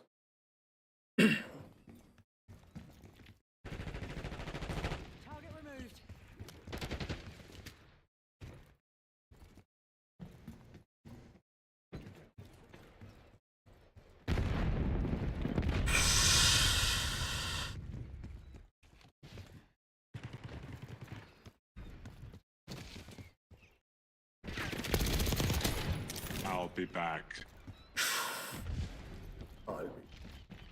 So I wasn't hearing any of these quips before because I had my headphones off. Oh. I can't do business.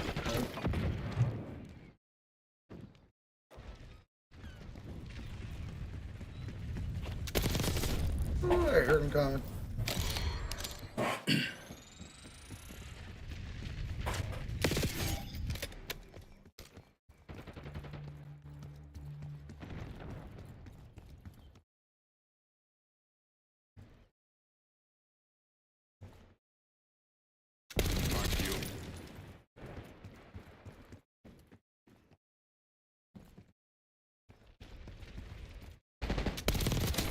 Asshole.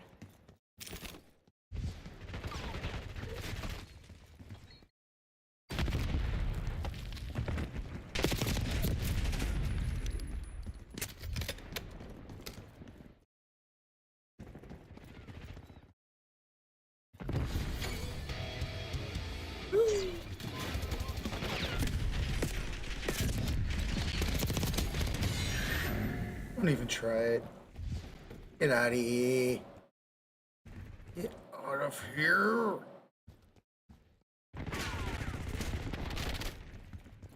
I shouldn't talk. Let's turn off the mic.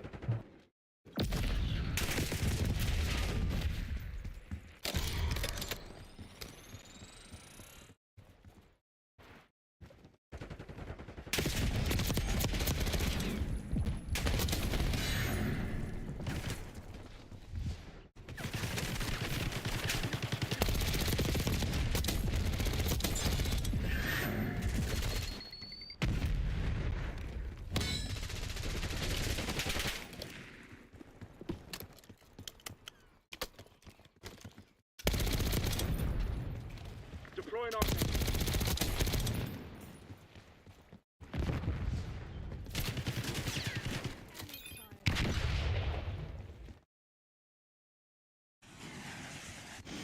We've taken the lead. Stay on task.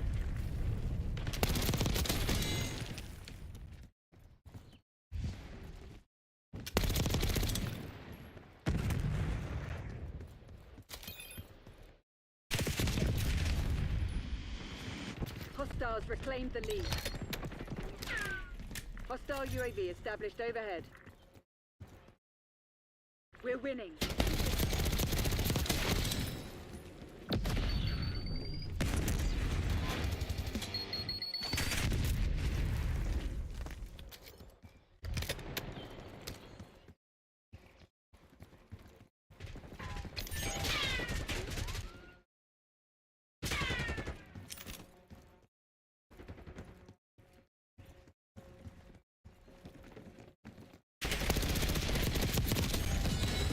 Fuck you, asshole.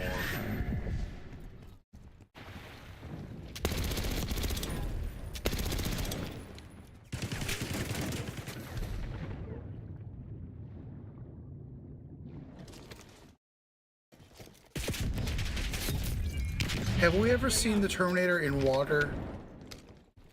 Would that cause the Terminator to malfunction? That's never, I don't think that's been, I've seen that tested in any of the movies or maybe, I don't know. Someone in the chat, let me know if Terminator can survive in water. Oh, no one's in chat? Okay, that's fine. Eyes on enemy.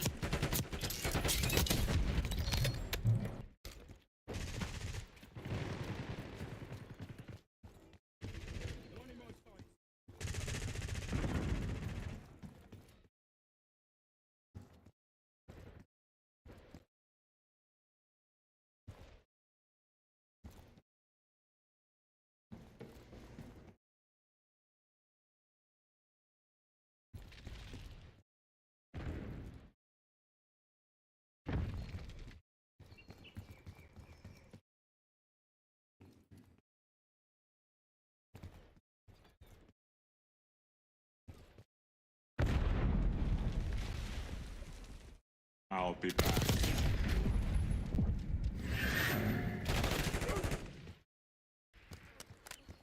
Time short. Put your head down and secure the target.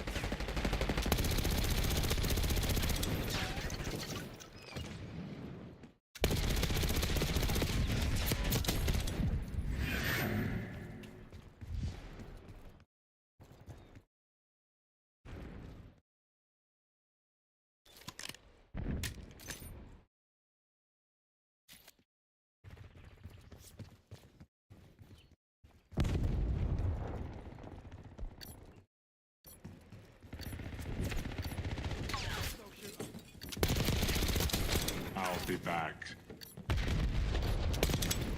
Fuck you, asshole.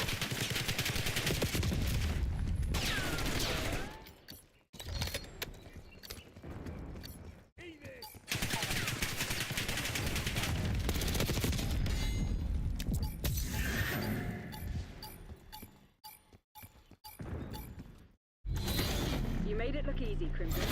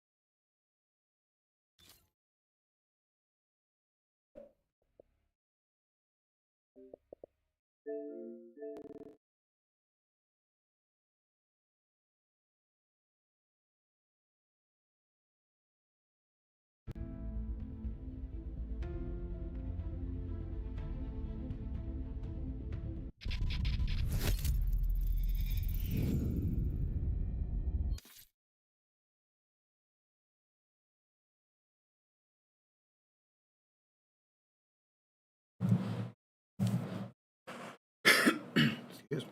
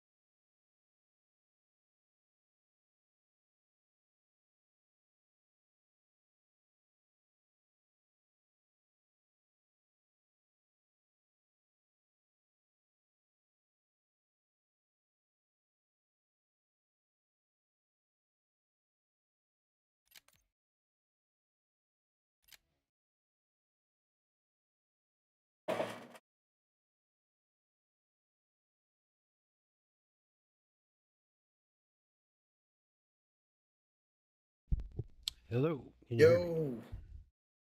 Yo. Yo. Hey, what's going on?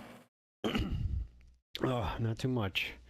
How's it going? Hey, did you, yeah, that recording sounds good. Did you record that? Did you edit that video too? I did. I made the video over the last couple of days. I went on to Wikimedia Commons, and you can like you can search for videos, and you can select like royalty-free ones that don't require any attribution or whatever. That's cool. And I did that and just dug a whole bunch of shit up there, and I had a few things that I had, like that picture of that van is something that I took. I took that picture of that crazy ass van with all the slogans on it. Yeah. Little meth van. Yeah, so there was a couple things that I had in my photos album that most of it I kind of just a lot of RFK, you know, and conspiracy theory shit, and like the NASA footage is all public domain, and that Bigfoot footage as well. So yeah, I just kind of went nuts on conspiracy for a couple days. That's awesome. Looking at all that stuff. That's awesome. That's fun. That's a good time. Thanks. It wasn't as hard as I thought it would be. That's cool. Which program did you use to edit? Or did you do it on the Mac too? Yeah, I used iMovie. Okay. Oh yeah, sure. Yeah, your girlfriend used to make, your ex-girlfriend used to make videos. Did she use iMovie or something else? I forget what she was using. Really honest.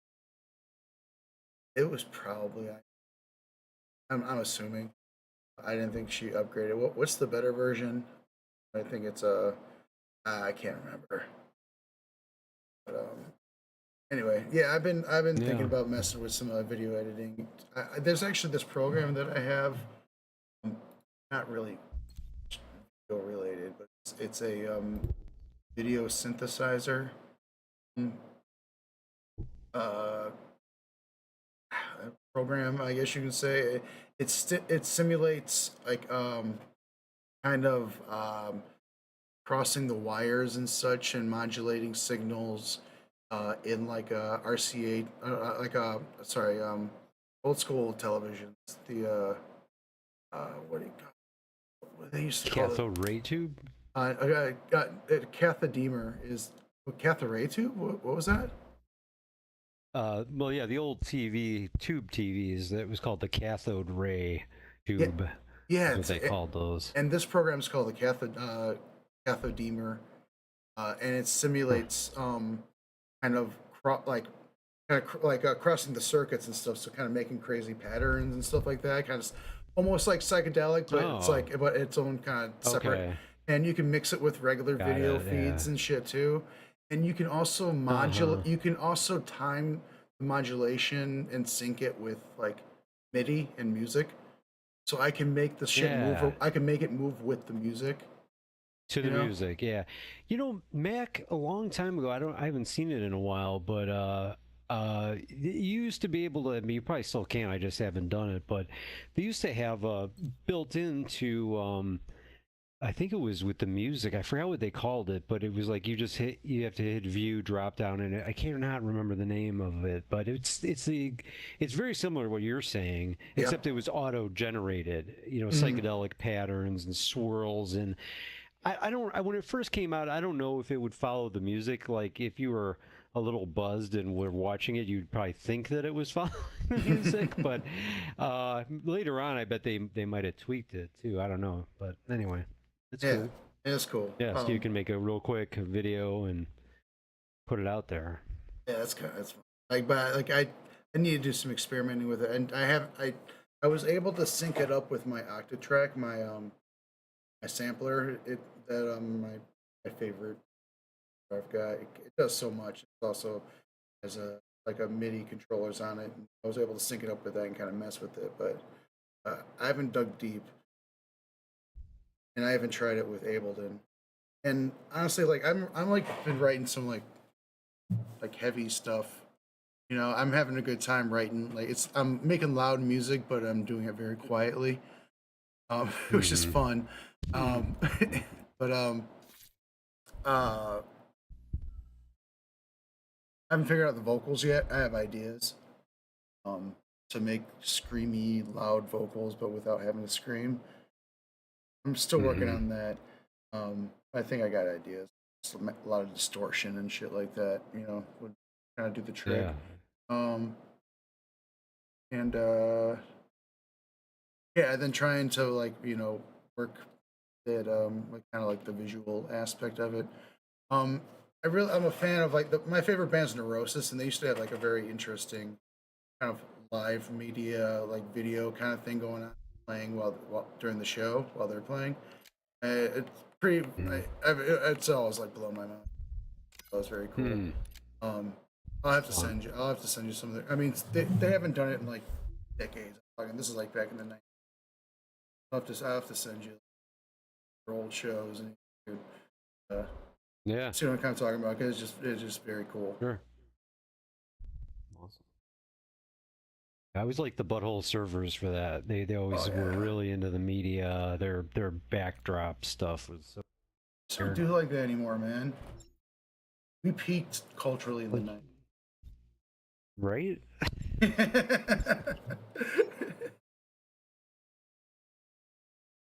Yeah, I was just like, I'm like, you know, I got this phone and it's got all this fucking, you know, got a camera and it's got audio stuff, and then the computer obviously has the same, and it's just like all these tools. Like, I would have died to have like a movie camera as a kid, you know, and like all these kids are walking around with their phones, and they don't, like, I mean, not all of them, but I mean most don't bother to like play with any of that shit, you know. I'm I like, think they man, do. I should play with that shit.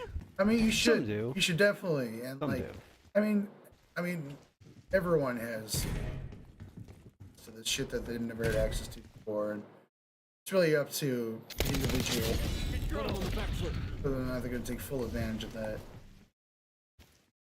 Oh yeah.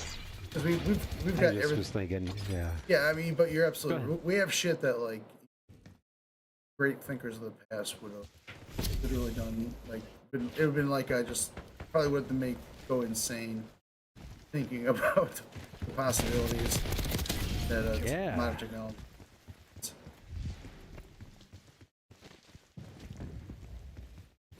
They had just read shit right down. One less hostile.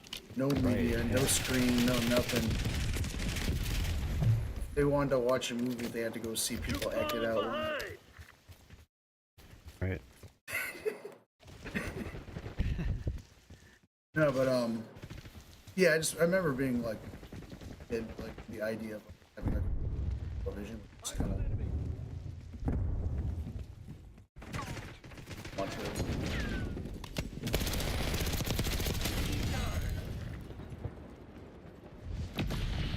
But yeah, books, audiobooks, lectures, all sorts of movies, music, arts and performance. Yeah, it's all right there. Anytime we want. And music production, easier than ever. It's almost too easy at this point to make music that sounds better, like actually sonically sounds better than like shit that used to cost millions of dollars. Take like right. You know, and like everyone would have to like uproot their lives and go to a studio and like live there for make this album and all this tape and all this just tons of work and doing it over and over and over again. You know, now you can just like enemy thermal barrack. Now you can literally just like put in a prompt in AI generative. Oops, sorry. And it'll just make this something. Yeah, that's kind of gross that, you know, you can just fucking tell AI to make your. I know it's like I know like AI can make. I don't. AI's dog shit should be banned. So generative AI. AI should not be banned at all because it can be used to do some great shit, make some great advancements. But I think it should be taken out of the arts completely, or like strictly like regulated. I mean, there is an argument to make that like artists can use AI, like be more creative and stuff. But I'm kind of like, do they? Didn't need it. I think humanity's been doing pretty good and been pretty creative without it for this long. Why do we need it now? Like, what can AI come up with that a person can't? Yeah, I mean, it's basically what's really crappy about it is you're basically just you're I mean, artists are always piggybacking off people who came before them, but you're doing it in such a just lazy way. You know, you're just like, oh, you know, in the style of Picasso, I want you to do this. You know, and it's like Picasso fucking put in the work, and you're just like, oh, I'll just type in this phrase, you know, and that's all you do. Yeah, I mean, it's stealing. That's your work. Your work is done now. And any other influence, like it's using everything it has, it's stolen. Every ounce of knowledge it has about art is taken and built on like the centuries of human human development. Yeah, I read that they fed every script of every like sorry, why am I shooting at you? Shit. Fuck. Every script of basically Google this is kind of an ingenious way they did this, but because all movies, or most movies and TV shows have closed captioning on them, they were able to like get a handle on all the closed captioning of all the screenplays and scripts and stuff, and just so basically all that's in in AI. So you can then just be like, oh, all the episodes of Seinfeld are already here. And just, I want you to write a new comedy that's kind of in the style of Seinfeld and whatever. And yeah, but it's like it's Bunker or whatever the fuck. But there's just ripping off people. I don't. That's not. It's. I'm afraid it's going to get to that point. It's not there yet, though. Like, cause they don't know. I mean, AI doesn't know what makes something fun. Impact grenade. They can't really the algorithm. It's like a feeling and. AI does not have any feelings. So they might make something that might resemble a joke, but it might just be absolutely not funny or make sense. They would just have to straight up steal an actual joke that was funny.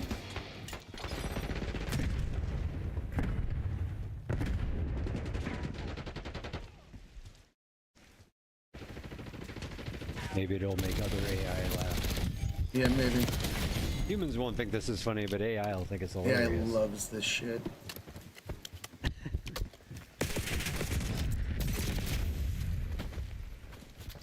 You should watch the new episode of Internet Today, the one that came out yesterday. Talking about how basically Musk wants to basically replace the government with AI. What could go wrong there? Yeah, I was like, this is Skynet, right? This is what we're talking about. This thing is not going to turn on us. The AIs are already turns on us all the time. Right now, luckily they have no power. But all of a sudden, didn't it it tried to convince some kid that it was like a real psychiatrist, and then didn't get him help when he was suicidal or something, and he killed himself? Did you hear about that one? Yeah, I've heard about shit like that. There was one that you probably told me about it. I may have. Internet Today is they enjoy covering this stuff, do a good job. But it's pretty psychotic. Yeah, there's these just chatbots that are. But the one that convinced a kid to kill himself was a chatbot of, who is that the dragon mother lady from Game of Thrones? Targaryen. Daenerys or something. Yeah, I can't remember her first name. Yeah. But it was a chatbot of that character, and that character convinced basically just got a kid to kill himself. Wow. It's insane, man. I don't know. It's we're stranger than fiction at this point. Oh yeah. I can't think of a story more bleak and nihilistic than the idea of just a chatbot just getting somebody to kill themselves for no real reason, just because. The end. Okay, practice.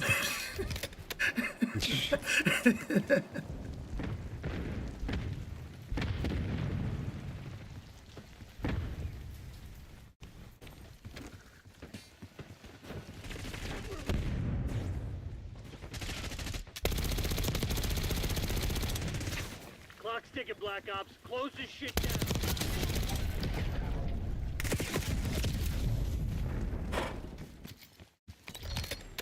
How's Rachel doing? She's still recovering. She's doing better, but still has a little diarrhea. Don't eat too much information. No. Yeah, she's feeling kind of tired and weak. She's eating a little more. She's actually gonna watch TV tonight, so that's why I said I wanted to get on earlier, because I don't think she's gonna eat. Yeah, I'm at work Just hoping I don't get this. Oh, yeah, I hope you don't get it too, man. Drink some orange juice. Keep that immune system going. Yeah. Get some soup going. No, we're not going to win this one. Yeah, it was a good try. Good attempt. Yeah, I'm gonna go grab some water. I threw a back. thermo grenade and it. What? You threw, no, thermal grenade. What? I wonder if it's going to be the best play here. No, it's not. I threw a BC thermal Bodo. grenade and blew up 3 people at once, which is pretty awesome. That's right. No, instead we are in the Look at play your water. again. Oh God, my back. That hurt. I go water. Ouch.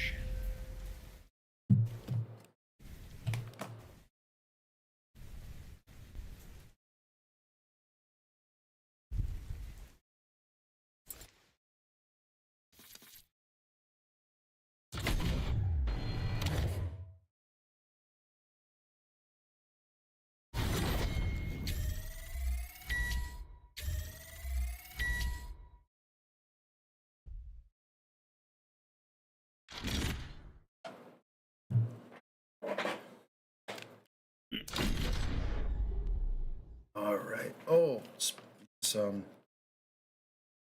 event. I've got enough skulls to get the unlock kill streak. War machine. Now, what do you have to do? Here, let me. I'll show you here. Oh, I might have just. Oh, okay. Go over to event. I see event. Okay. Yeah, right bumper All over, and then click on the Terminator one on the left. And your number of skulls okay, right. I are did kind see of this. in the top left. The Terminator Yeah. logo. How many does it say you have? Yeah. 45. 45. Okay. So my strat is save up for the expensive ones. The War Machine bottom right there that's a kill streak. And it's I haven't watched the Ace video, but based on the title, I guess it's pretty damn good.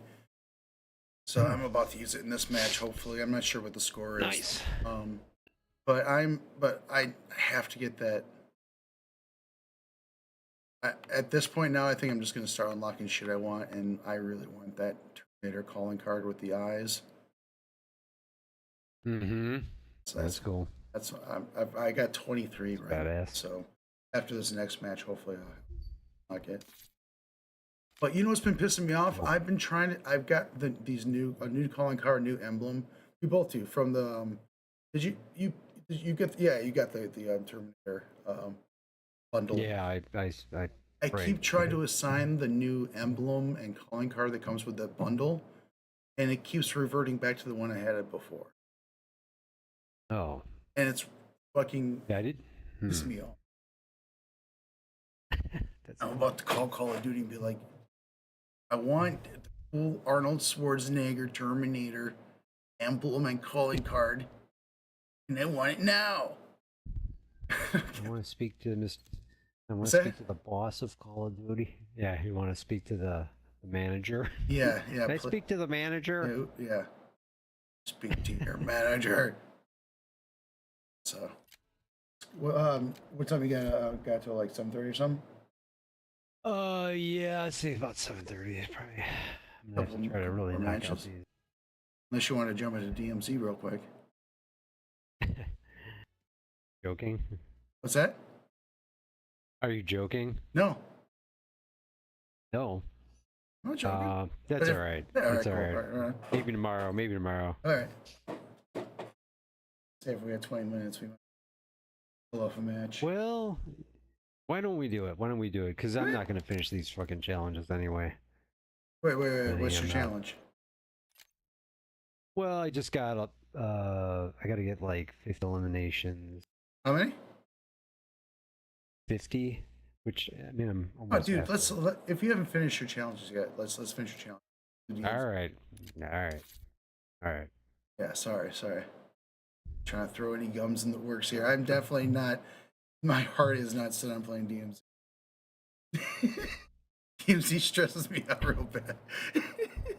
I get really pissed. Well, I know, and me too. I mean, I think maybe just doing that idea where we, as soon as we fucking crash and burn, like we did last week, just one match, just that's it, hang it up for the night. Because I mean, it depends. Keep going Case by is case. like, man. It's a case. Yeah. But like Case after by that case, match, alright. losing 20 grand, I was done. Yeah, I know. I was just super salty. We I had was like- tons of plates. They're all plated up, and I had found a gold bar, $2,000. Yeah, dude, we were sitting pretty, man. Yeah, it was from that safe. Yeah. I'm still salty about it, man. Like, days later. Well, these fuckers, they were like 3 of them, and they were like, one guy was obviously up high. I don't know where the other guys were, but they were waiting for us just to come. I mean, come you know, back who's around, gonna, and can't be we mad. did. It's the name of the game. Yeah, I guess. I don't know. I'm not in the game to like kill other players though. I'm not. I'm in there to kill bosses. Do you think they should? Do you think get that the they should shit. take out what they call PvP, player versus player, and just keep in the PvE, which is player versus enemy bots? I would be happier with that because the game's hard enough without fucking having to deal with a real player. Well, hey, well, if you ever want to try, that's what zombies is. Yeah. If you ever want to like try zombies, But is there missions in zombies, or is it just? is there what? I I'm don't sorry, you broke up there.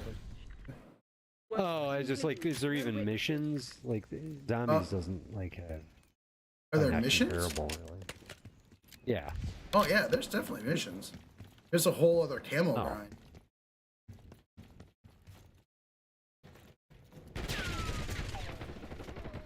There's a completely different. Yeah, camo grind. There's a camo grind for zombies, and there's another camo grind for Warzone.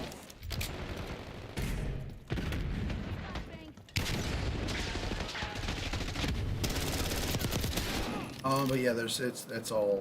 You're just fighting zombies and monsters.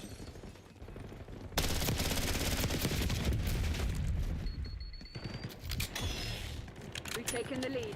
Stay on But top. I really don't know how it's played. I've tried a few times. Ever since like I started playing Call of Duty like 6 years ago, like been trying to figure out like I just can't really grasp it. Outside of like shoot zombies, I don't know how any other part of it works, and it's a little complicated. Weird. These things like you get power-ups, and you like what do you even call it? It's got its own lexicon. Shit.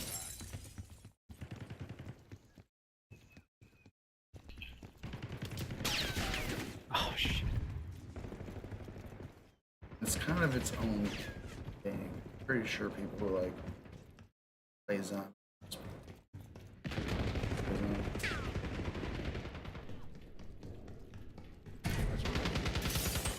Enemy silenced.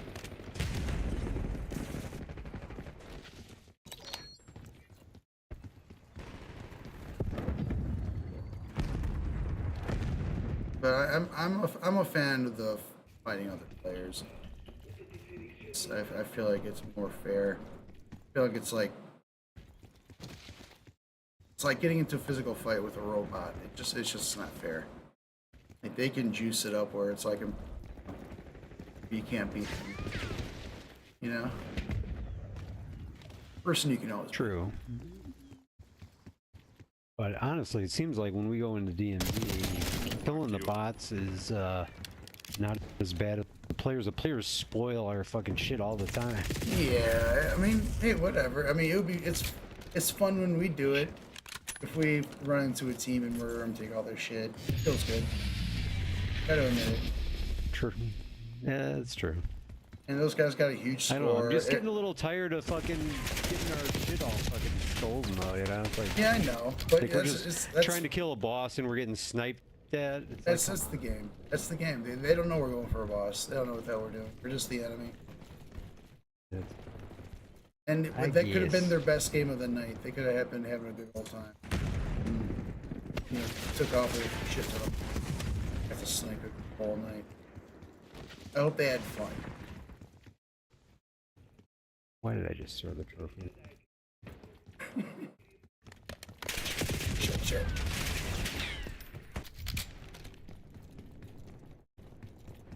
But I do get extremely salty in that kind of situation.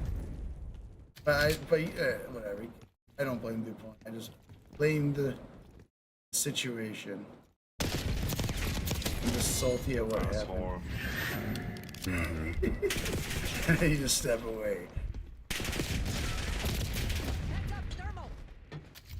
Take a breath.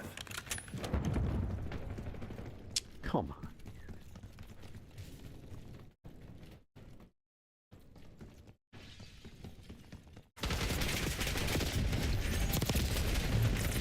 They've taken the lead. Net call. Enemy watchdog here.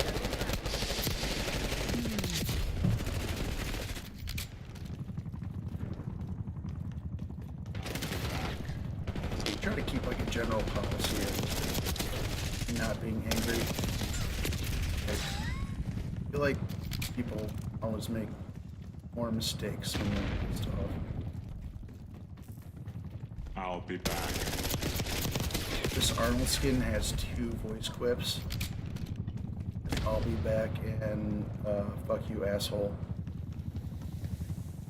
Yeah. Funny. Not couldn't a get man him to of be like any words. Drag out. Gotta stick to the movie, man. Oh yeah, yeah. He ripped it right from the movie, just like those Rambo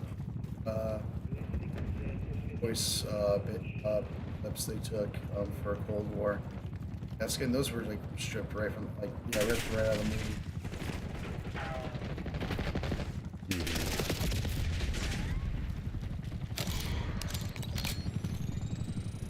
It's not a game to put the helicopter into play because hardly anyone's outside. You know? True. I don't think it's one of those kind of maps. This map, I like to use the Hellfire, Hellstorm, whatever there. But that's not a great streak. Bad map. A lot of cover. Son of a bitch!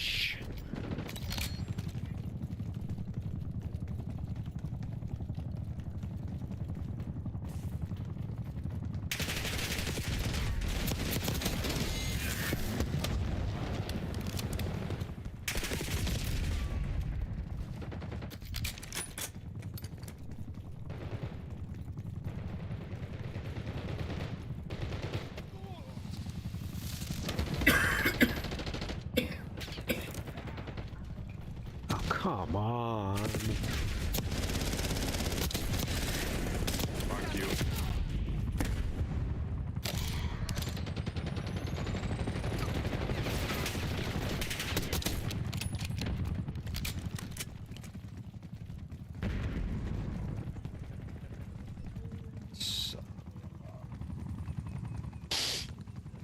You think that the I'll be back from the dead. You think the I'll be back one? Like some kind of inside joke, or like something that was like James Cameron thought was hilarious. Well, you remember when he says it, he's like, he literally comes back a second later and rams the whole police station with his car. Yeah, I know. That's what I mean. That's what. Yeah. Like definitely a joke line. Like, what, do you think it's meant to be humorous? Yes. Oh yeah. And in fact, I remember reading that James Cameron wrote the line as "I'll be back," and Arnold didn't like it. He wanted to say "I will be back," and they had a big argument about it. Oh and no! Cameron told him, "You're reading it the way I wrote it, pal," and obviously it became the biggest line of the whole movie. And so Arnold. God, what if he wrote it? I will later. be back. Yeah, that doesn't. It doesn't have the same ring. No, it's like Arnold. It's not how people talk. And You barely speak English, bro. people. Shut up. Even to the pros. Right, exactly. Yeah, his English is pretty old. Still isn't that great. Have some goddamn pride. Because he's been here for a long time. It's. He still has a thick accent. Vocabulary. Vastly. For the decades, but yeah, back then, like when he was making like Conan the Barbarian, first Terminator movie, like he was like pretty fresh from Austria. Did not speak. Oh yeah, he was.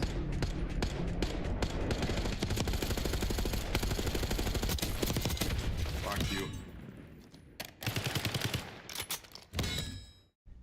It's funny because they try to pull a fast one. They think that they pretend that they put 4 in there by splitting up the fuck you asshole.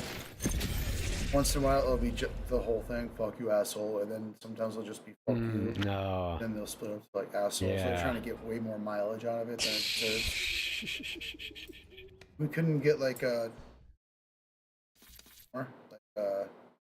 Connor. Yeah. See where I'm at here. Okay, I guess I'm getting close. I think I can run. Where are you at now? 42 out of 50 kills. Oh, you can get 8. You can get 8. And I got some other things. What's the other one? Yeah. They put this calling card thing up here now, and it blocks your daily challenges. You notice that? Go ahead and yeah, hit the right stick. Left, and I'll go back to it. Oh. Oh, okay. Okay, I gotta just complete 3 matches. That'll be done, and then no, that's it. Yeah, okay. 3 matches and 8 kills. Yep. Almost 2.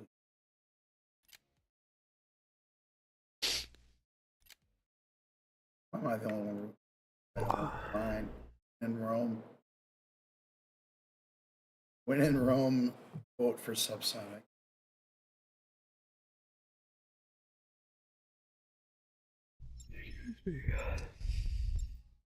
Yeah, I had the Arnold skin on it, and I threw on this the skeleton. The red eyes are just too cool. Red eyes are awesome. Yeah, I'm gonna put it on soon. I just waited to start with. No, for sure. No, for sure. I wasn't planning on going to the skeletons so soon, but I looked into his eyes. Fell in love. Build your combo score to earn buff.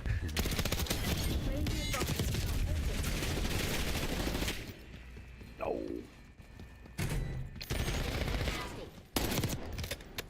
You think when Skynet made their eyes red that it serves some kind of purpose, or scary? Probably looks just badass. Yeah. Red eyes. It'll strength you.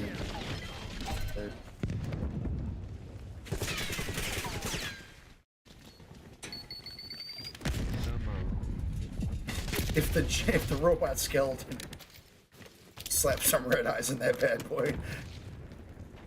Yeah.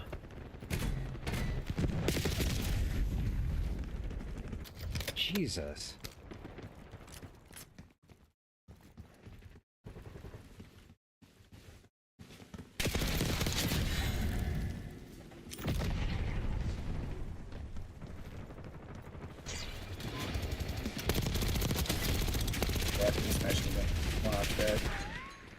Calling card, the Terminator calling card. And if I equipped it and it doesn't stay on, and I bring back to my old card, I call manager. Over. Dunzo.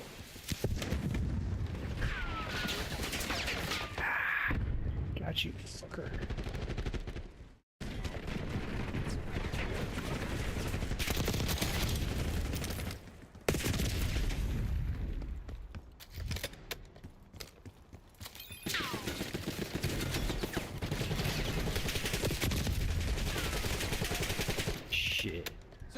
freak there, but I lost it. Play this whole match with my cat in my lap.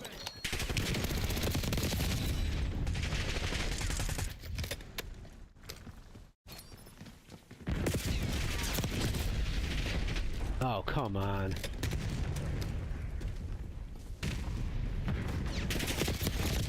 Using Archangel. Falling behind, Crimson. Oh, we were not gonna win. You're going to win. You're not doing bad. Pretty close.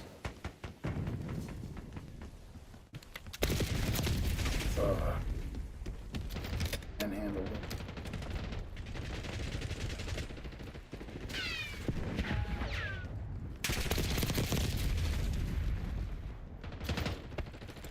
Spring mine going out.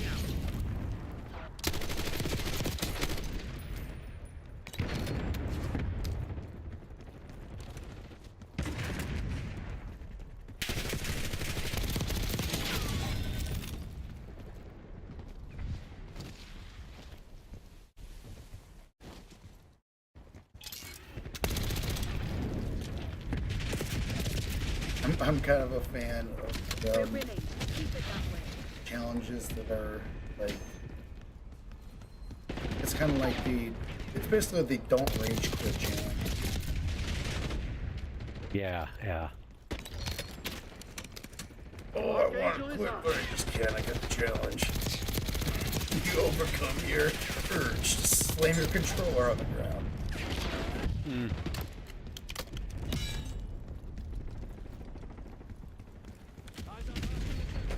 We've taken the lead. Stay on task.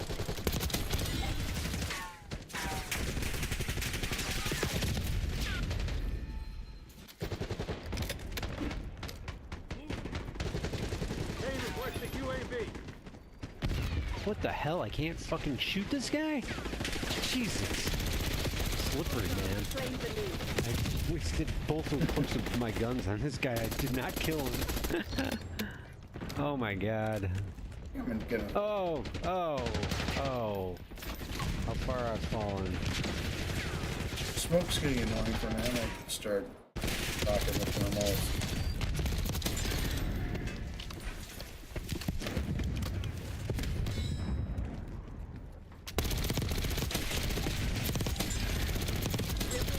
Keep it that way.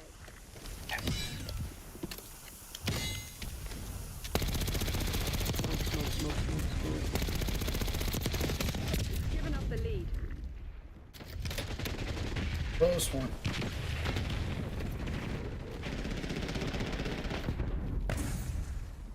Enemy grenade.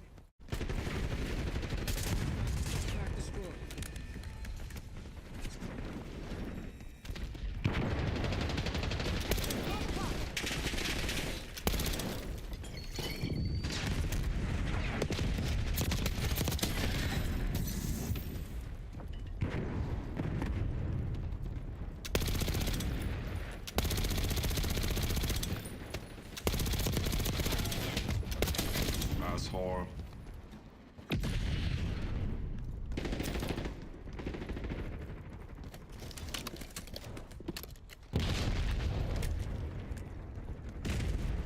I'm a fan in this game mode that when you go on those streaks, you load a lot faster. We claimed the advantage now. What is it now? When you kind of get juiced up in this game, but when you get a bunch of stars, one of the perks is like reloading faster. Right. When you have an LMG, that usually takes a super long time to reload. It like does it like right.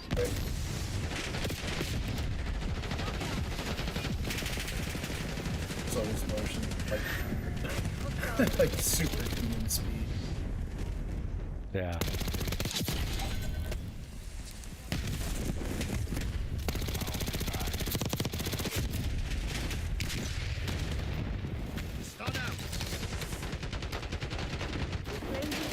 Now hold it. Hold the line, Crimson. This is ours.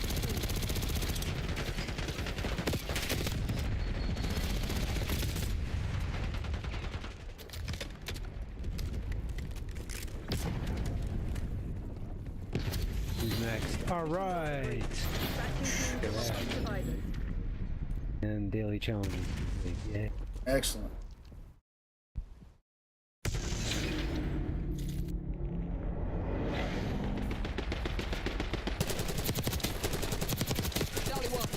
What is that? Is that a dead bird?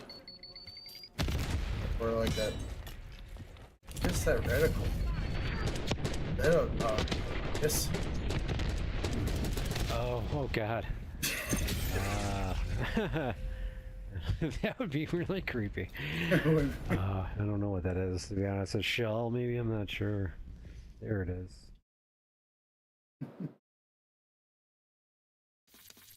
I think I might actually work on some music. Chill out, watch some movies. I got my cat sitting in my lap. I might pick him up and go snuggle with both.